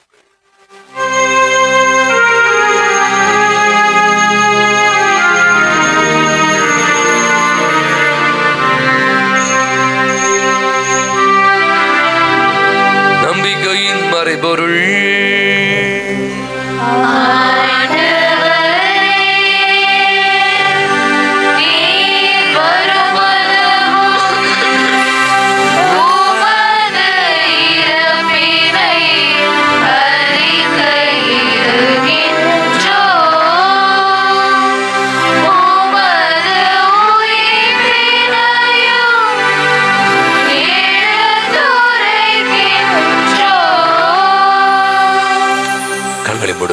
பழைய ஏற்பாடுல பாத்தீங்கன்னா சவுல் முதல் கொண்டு அரசராக திருமுழுக்கு அவங்களுடைய திருப்பொழிவு செய்வாங்க. அப்போ ஆண்டவர் சொல்வார், சாமுவேலை பார்த்து உன் கையில் இருக்கிற அந்த எண்ணெயை எடுத்து அவர் தலையில ஊற்றி நீ அவரை அபிஷேகம் செய்து திருப்பொழிவு செய்ய சொல்லுவாங்க. நீங்க பாத்தீங்கன்னா விவிலியத்துல இது பல நூறு ஆண்டுகளாக யாரெல்லாம் அரசராகினாங்களோ அத்துணை பேருக்கும் இந்த எண்ணெயை பூசி அவர் அருள் பொழிவு செய்வாங்க. இனி பார்த்தா இயேசு தன்னை வெளிப்படுத்துகிறார். அவர் மேல எண்ணெய் பூசவில்லை, மாறாக தூய ஆவி இறங்கு வந்ததை நாம் வாசிக்க கேட்டோம். பழங்காலத்துல நீங்க பாத்தீங்கன்னா பல இடங்கள்ல இருந்து, குறிப்பாக இந்த தென்பெண்ணை, காவிரி, கோதாவரி, இப்படி பல இடங்கள்ல இருந்து ஆறுகள் தண்ணி எடுத்துட்டு வருவாங்க. இன்னும் கூட சில பேர் பண்ணுவாங்க நினைக்கிறேன். அந்த தண்ணி எடுத்து பார்த்தீங்கன்னா அந்த அரசர் திருப்பொழிவு செய்யறல அவரை கூட தண்ணியால கழுவி புனிதப்படுத்துவாங்க. கும்பாபிஷேகம்லாம் சொல்றாங்கல்ல இந்துக்கள், அவங்க பார்த்தா பல இடங்களில் எடுத்து வந்த புனித நீரால அதை கழுவி சுத்தப்படுத்தி தூய்மைப்படுத்துவாங்க. அப்ப இந்த தண்ணீர் பாருங்கன்னா ரொம்ப அழகான விஷயம். ஒரு கதை படித்தேன். அந்த நாட்டினுடைய அரசர் இறந்து போகிறார். அவருடைய மகன் இளவரசன் அரசராக மாறும். இதே தான் சொல்றாங்க. அந்த ஊர்ல இருந்த பெரிய பெரிய வெளியில இருந்து நல்ல புனித நீர், இப்போ காவிரி, கங்கை, கோதாவரி அப்படிலாம் சொல்லுவாங்களே, அந்த தண்ணியில இருந்து எடுத்து அதை வச்சு உங்களை நாங்க அபிஷேகம் பண்ண இருக்கிறோம், அதுக்கப்புறம் நீங்க அரசராக பொறுப்பேற்றுக் கொள்ளுங்க. அப்போ இந்த இளவரசர் சொன்னாராம், ஏன் அங்கெல்லாம் போறீங்க? நம்ம இடத்துல இருக்க விவசாயிகள் செய்கிற அந்த குளங்களுக்கு செல்லுங்கள், அந்த ஆறுகளுக்கு தண்ணீர் முண்டு கொண்டு வாருங்கள். ஏன்னா அந்த குளம், அந்த ஆறு தான் அவருடைய வாழ்விடைக்கிற. ஏன் நான் புனித நீரை போய் போகணும்? இந்த நீர் தான் இந்த மக்களுக்காக நான் பணியாற்ற போகிறேன். இந்த நீரை வைத்து எனக்கு நீங்க அபிஷேகம் செய்யுங்க சொன்னார். அப்புறம் யோசிச்சு பார்த்தேன், நீ கூட ஆண்டவர் இயேசு அவருடைய திருமுழுக்கின் வழியாக நம்மில் ஒருவராக நமக்காக விடுதலையை, நீதியை கொண்டு வருவதற்காக, பார்வையற்றோர் பார்வை பெற வேண்டும் என்பதற்காக, நோய் நொடிகளை எல்லாம் சுகமாக்குவதற்காக, பல நிலைகளில் கைதிகளாக இருக்க சிறையில் அடையப்பட்ட அத்தனை பேரும் விடுதலை தருவதற்காக, அருள் தரும் ஆண்டினை அறிவிப்பதற்காக தான் நான் வந்தேன் அப்படின்னு சொன்னேன். நீங்க அதே ஆண்டவர் தான் இங்க இருக்கிறார். எனவே நாமும் கூட இந்த புதிய ஆண்டை துவங்க இருக்கிறோம். ஒவ்வொரு ஆண்டும் ஒரு அருள் தரும் ஆண்டு, வெறும் ஜூபிலி ஆண்டு மட்டும் இல்லை. அவை இந்த 2026 ஆண்டில இந்த 10வது 11வது நாளில் இருக்கிறோம். இந்த ஆண்டு முழுவதும் அவருடைய அருள் வல்லமை, ஒரு அருள் ஆற்றல் நம்மை நடத்தி செல்ல இருக்கிறார். நம்மோடு ஆண்டவர் இருக்கிறார் என்ற நம்பிக்கையை நம் மத்தியில் விதைத்திருக்கிறார். திருமுழுக்கின் வழியாக அவருடைய சுவிகார பிள்ளைகளாக்கப்பட்டு இருக்கிறோம். அவருடைய சொந்த பிள்ளைகளாக நம்ம ஏற்றுக்கொண்டு இருக்கிறார். நம்முடைய வாழ்வில் வருகிற அத்தனை விதமான தடைகள், நிறைய பிரச்சனைகள், இடையூறுகள், நோய் நொடிகள் எல்லாத்தையும் கூட கடந்து வரக்கூடிய சக்தி தரார். நான் அப்படி யோசிச்சுக்கிறேன். நீ பார்த்தீங்கன்னா திருமுழுக்கை நான் கடத்தல் என்று கூட சொல்லலாம் நினைக்கிறேன். கடத்தல், சாவை நின்று வாழ்வுக்கும், இருளில் நின்று ஒளிக்கும் ஆண்டவர் நம்மை அழைத்துச் செல்வதற்காக, நம்மை மீட்பதற்காக தான் இந்த திருமுழுக்கு எனும் அருள் சாதனை கொடுத்திருக்கிறோம். எனவே அந்த ஆண்டவருடைய உடனிருப்பை உணர்ந்து கொள்வோம். சிறப்பாக இந்த புதிய நாளுக்கு நன்றி சொல்லுவோம். அவருடைய அருள்காரம் குறிப்பாக எல்லாம் நிறைய இடங்கள்ல நிறைய பேருக்கு உடல்நல குறைவு ஏற்பட்டு இருக்கிறது. அத்தனை பேரும் இந்த இயற்கையில் ஏற்படுகிற மாற்றங்கள் வழியாக அந்த உடல் குறைவது முழுமையான சுகம் பெற வேண்டும். சிறப்பாக இன்று தங்களுடைய பிறந்தநாள் விழாக்களை கொண்டாடி மகிழ அத்தனை பேருக்காகும், நம்முடைய ஜெபவுதிகள் கேட்டு யாவருக்காகவும், பலவிதமான உடல் நோயினால் பாதிக்கப்பட்டிருக்க அனைவருக்காகும், நம்பிக்கையோடு திருப்பலியில் கலந்து ஜெபித்துக் கொண்டிருக்க நம் ஒவ்வொருவரும் தனிப்பட்ட வேண்டலுக்காகும் என்றார். உயிர் தெழுவோம் என்ற எதிர்நோக்குடன் துயில் கொள்ளும் சகோதர சகோதரி இறந்தோர் அனைவரையும் இரக்கத்துடன் நினைவு கூறும் திரும்பகோளில் ஏற்றிருங்க அனைவரும் மீது இரக்கமாயிரம். கடவுளின் கணிதாயம் மிக்க மரியாள் ஆரோக்கிய என்னை அவருடைய கணவரான யோசேப்பு, நமது பங்கின் பாதுகாம் தந்தையுமான புனித அந்தோணியார், புனித திருத்துதர்கள் தோமா, அன்னை தெரேசா, அல்போன்சா, தெய்வ சகாயம் இவ்வுலகிலே நமக்கு உகந்தவராய் இருந்தோர் ஆகிய புனிதர் அனைவருடன் நாங்கள் நிலை வாழ்வில் பங்கு கொள்ளும் தகுதி பெற்று உம் திருமகன் இயேசு கிறிஸ்து வழியாக உம்மை புகழ்ந்தேத்தும் வரமருள உம்மை மன்றாடுகிறோம். இவர் வழியாக இவரோடு இவரில் எல்லாம் வல்ல இறைவனாகிய தந்தையின் தூய ஆவியானவரின் ஒன்றிப்பில் எல்லா புகழும் ஆட்சியும் என்றென்றும் உமக்கு உரியதே.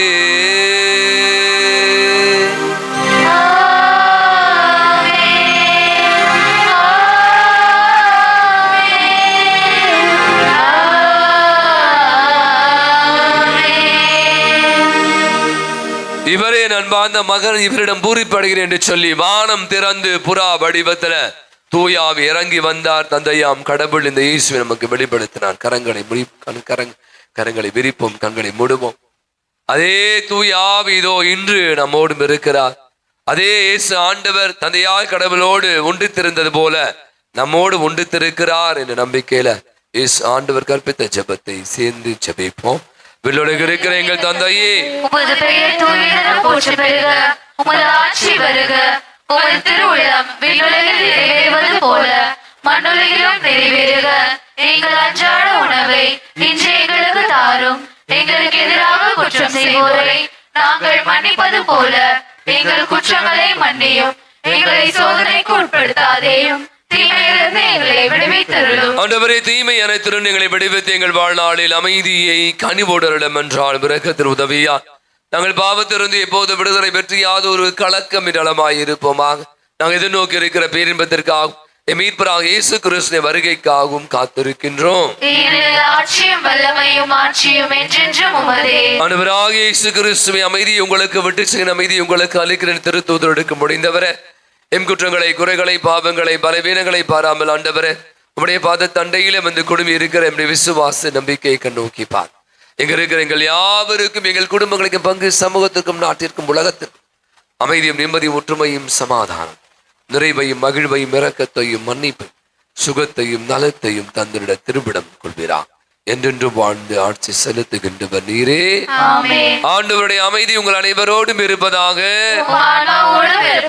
ஒருவருக்கு ஒருவர் ஆண்டவன் நேசித்த அன்பின் அமைதியை மகிழ்வோடு பகிர்ந்து கொள்வோம்.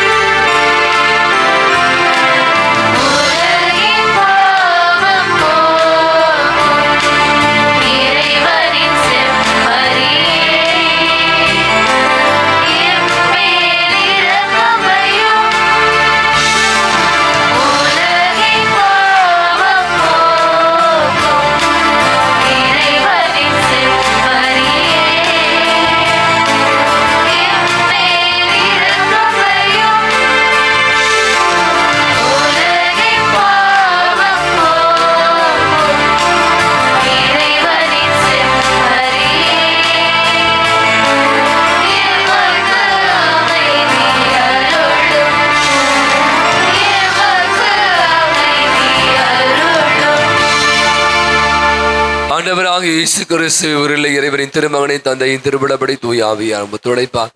உமது இறப்பின் வழியாக உலகிற்கு வாழ்வடைத்தவர் இந்த புனிதமிக்க உடலால் மத்தத்தால் எல்லா விதமான குற்றங்களிலிருந்தும் தீமை அனைத்தும் நீங்களை விடுவித்து நாங்கள் இன்று உடைய கட்டளைகளை கருத்துணிக்க செய்திட நாங்கள் ஒருபோதும் உம்மை விட்டு பிரிய விடாது. இதோ நம் ஆண்டவராகிய இயேசு கிறிஸ்து இவரே உலகினுடைய பாவங்களை எல்லாம் போக்குகிற இறைவனின் செம்மறி. நீங்களும் நானும் மறு கிறிஸ்துவாக வாழ அழைப்பு விடுகிறார். விருந்துக்கு அழைக்கிறார். அழைக்க பெற்றிருக்கிற அனைவருமே பேறு பெற்றோர். ஆண்டவரே, நீர் என் உள்ளத்தில் எழுந்தருளி வர நான் தகுதியற்றவர். ஆனால் ஒரு வார்த்தை மட்டும் சொல்லியருளும், எனது ஆன்மா நலமடையும். கிறிஸ்துவின் திருவுடலும் இரத்தம் நம் அனைவரையும் காத்து நமக்கு நிலை வாழ்வை அளிப்பதாக. ஆமென்.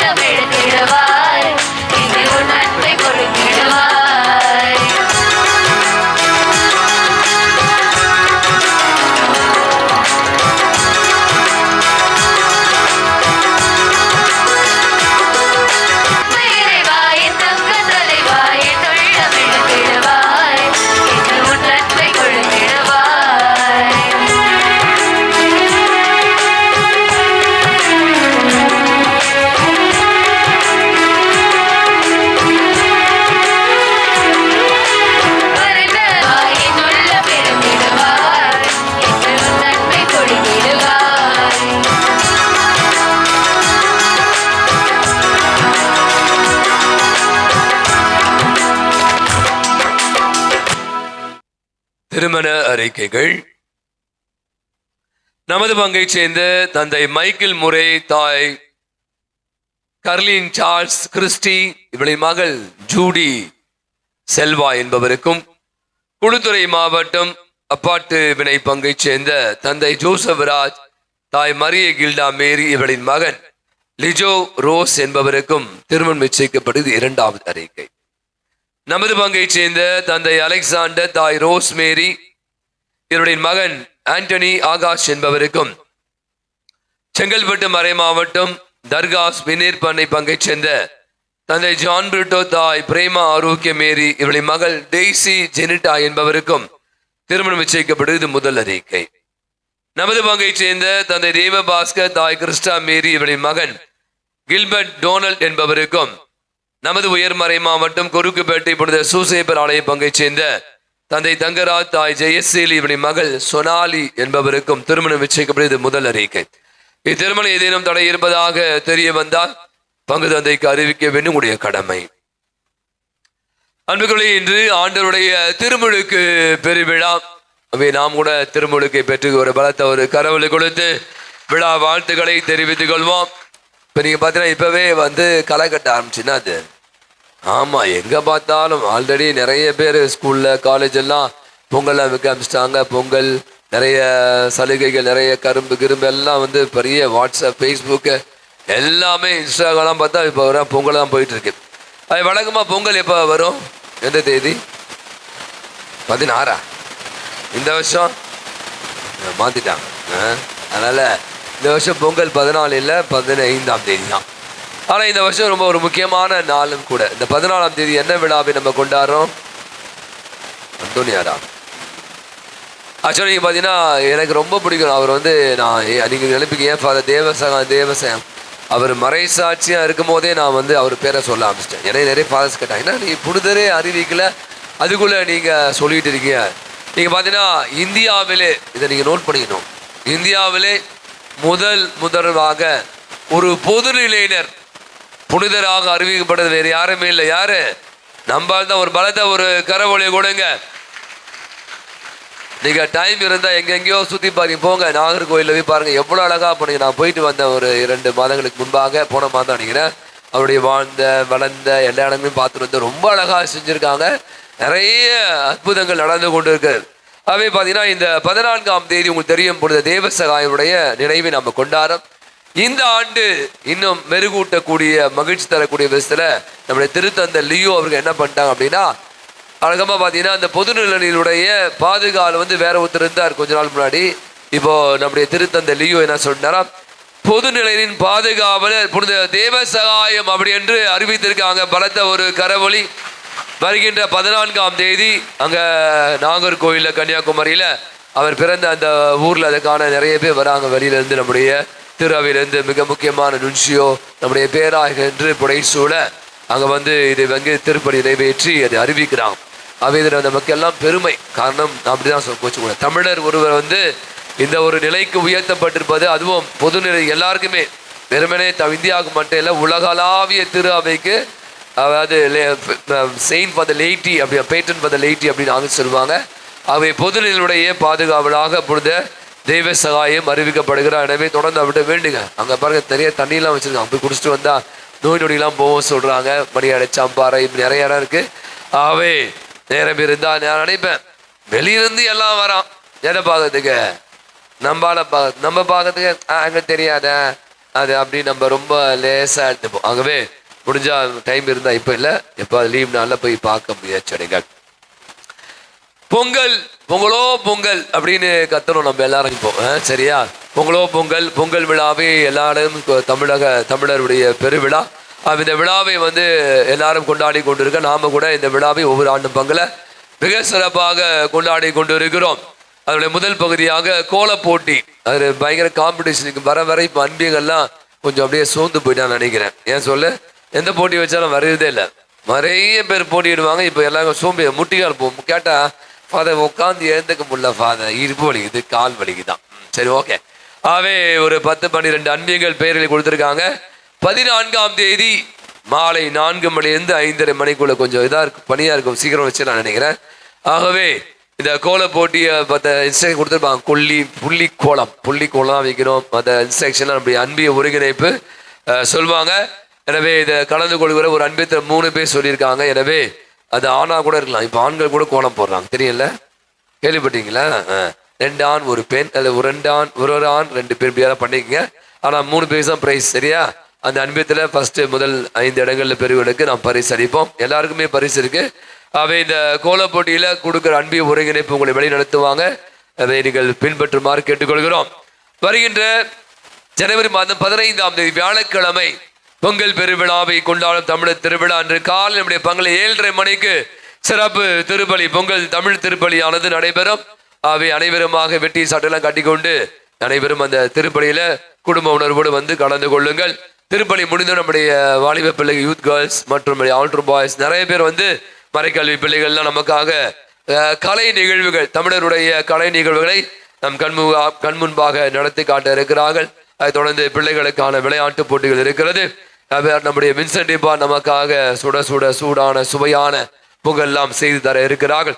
இப்படியாக நான் சொன்ன மாதிரி அந்த விழாவை நாம் கோலாகலமாக கொண்டாட இருக்கும். எனவே பங்கு மக்கள் அனைவருமாக வந்து கலந்து கொள்ள உங்களை அன்போடு அழைக்கிறோம். நான் நிறைய முறை போன வாரம் சொன்ன, நிறைய பேர் சிலம்பலாம் கத்துக்கிறாங்க பிள்ளைகள் அப்படின்னு வந்து பேரெல்லாம் கொடுக்க சொன்ன, யாரும் கொடுக்கலன்னு நினைக்கிறேன். பட் இருந்தாலும் பரவாயில்ல, 2-3 பேர் பிடிச்சிட்டோம். சிலம்பம் இது மாதிரி தமிழர் கலைகளை வெளிப்படுத்தக்கூடிய பிள்ளைகள் யாராவது இருந்தா நீங்க சொல்லுங்க, உங்களுக்கான வாய்ப்பானது கொடுக்கப்படும். 16ஆம் தேதி வெள்ளிக்கிழமை புனித ஜோசப் வாஸ் அருள் பணியார் நினைவு. 17ஆம் தேதி சனிக்கிழமை புனித அந்தோனியார் துறவு மடத்தலை வனத்து அந்தோனியாருடைய விழாவை நாம் கொண்டாடுறோம். அவரை இன்று மாதத்துடைய 2வது வாரம் நம்முடைய வின்சென்ட் டிபால் டோர் கணேஷ்கா வெளியே நிற்கிறாங்க. உங்களுக்கு தெரியும், நீங்கள் தருகிற இந்த தாராள கொடை உள்ளம் தான் நிறைய ஏழை எளிய மக்களுக்கு உதவி செய்ய உந்ததாக இருக்கிறது. எனவே உங்களுடைய தாராள உள்ளத்தை காட்டுமாறு அன்புடன் கேட்டுக்கொள்கிறோம். இன்றைய வழிபாடு வழக்கமான சொன்ன மாதிரி எப்பவுமே எல்லா அன்பியுமே, அது ஒரு அன்பியம் நல்லா அப்படிலாம் இல்லை, எல்லா அன்பியுமே சிறப்பாக செய்வாங்க. இந்த கேண்டல் பார்த்தீங்கன்னா இன்னைக்கு இந்த அன்பியம் தான், தேவ சகாய அன்பியம். நான் சொன்னேன் எப்படியோ ஒரு 4 பேர் இருப்பாங்க, பிரச்சனையில பார்த்து 500 கேண்டல் வாங்கி தரேன்னு சொல்லிட்டு நான் வாங்கல, அவங்க தான் வாங்கின. கரபலத்தை ஒரு கரபலி கொடுக்கலாம். இந்த காணிக்கை வாங்கும்போது நிறைய மூஞ்ச பார்த்தேன் நான். காணிக்கை வாங்கும்போதும் ஒரே பழக்கடையா இருக்கு. நீங்களாம் நினைச்சுப்பீங்கன்னா சாமியாருக்கு ஒரே பழமா வாரம் பழம் காசு கொடுத்தே வாங்குறதே இல்லை, சாப்பிட்றதே இல்லை, சாப்பிட்டு தான் சளி பிடிச்சிக்கிச்சு. அதனால நீங்க பாத்தீங்கன்னா இனிமேல் இது கொடுங்க, இவ்வளவு பணத்தை நாங்க எங்க சாப்பிடுறது, கோயிலுக்கு தேவையான பொருட்கள்லாம் வாங்கி கொடுங்க. இந்த சாம்பிராணி, மெழுகுவத்தி, வேற எண்ணெய், இந்த மாதிரியான விஷயங்கள் தான். ஏன்னா ரொம்ப பணம் வாங்கி கொடுத்தா அது அப்படியே இருக்கு. இந்த அன்பியத்துக்கு ஒரு நன்றி சொல்லிட்டேன். ஏன்னா அது நிறைய கொடுத்துருங்க, பல அன்பை கொடுக்குறதே இல்லை. எனவே தேவ சகாயம் அன்பதற்கு மிக அழகான வழிபாடு அர்த்தமுள்ள விதத்தில் அனைத்தையும் எடுத்து செய்து அவர்களுக்கு நம்முடைய நெஞ்சார்ந்த நன்றிகளும் பாராட்டுகளும். அடுத்த வார திருப்படி புனித செபஸ்தியார் அன்பித்தர சிறப்பிப்பாங்க. தேவ சகாயம் பற்றிய அந்த வாழ்க்கை குறிப்பை இப்போது நாம் வாசிக்க கேட்போம். புனிதர் தேவ சகாயம் வாழ்க்கை வரலாறு 1712 முதல் 1752 வரை இந்திய கத்தோலிக்க திருச்சபையின் மிக முக்கியமான மறை சாட்சிகளில் ஒருவராவார்.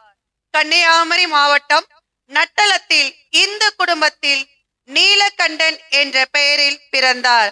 கல்வியிலும் நிர்வாக திறமையிலும் சிறந்த இவர் திருவிதாங்கூர் அரசரின் அரண்மனையில் உயர்ந்த அதிகாரியாக பணியாற்றினார்.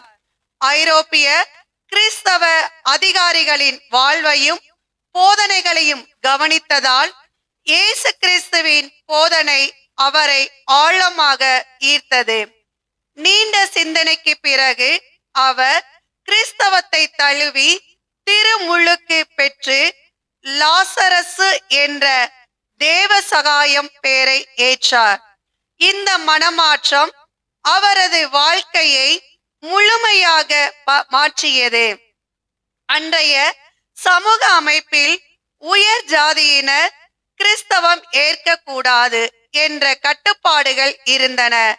இதனால் அவர் பதவி நீக்கம் செய்யப்பட்டு அவமதிக்கப்பட்டு சங்கிலியால் கட்டப்பட்டு ஊர் ஊராக இழுத்து செல்லப்பட்டார்.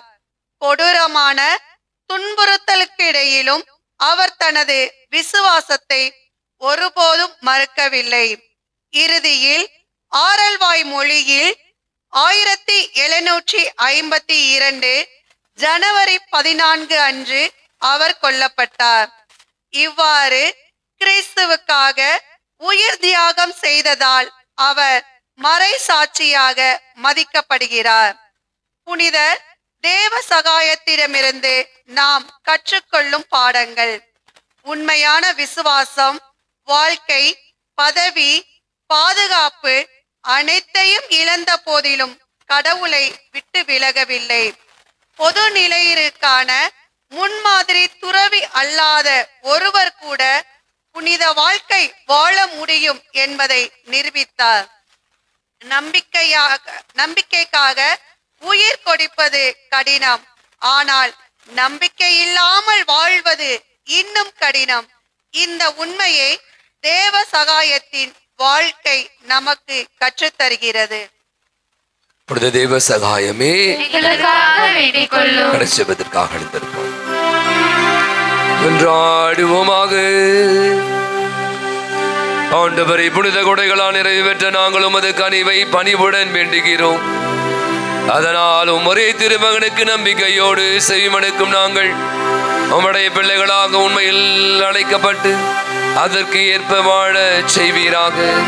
எங்கள் ஆண்டவராகிய கிறிஸ்து வழியாகவே உமை மன்றாடுகிறோம். ஆண்டவர்களோடு இருப்பாராக.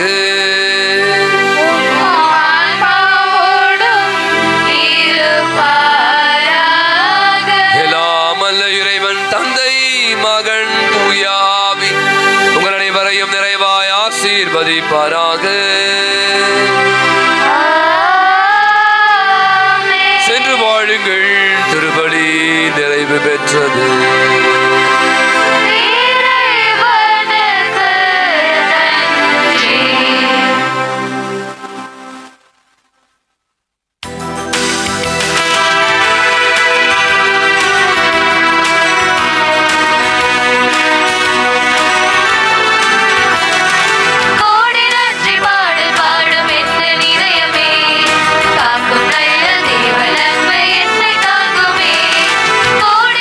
பாடு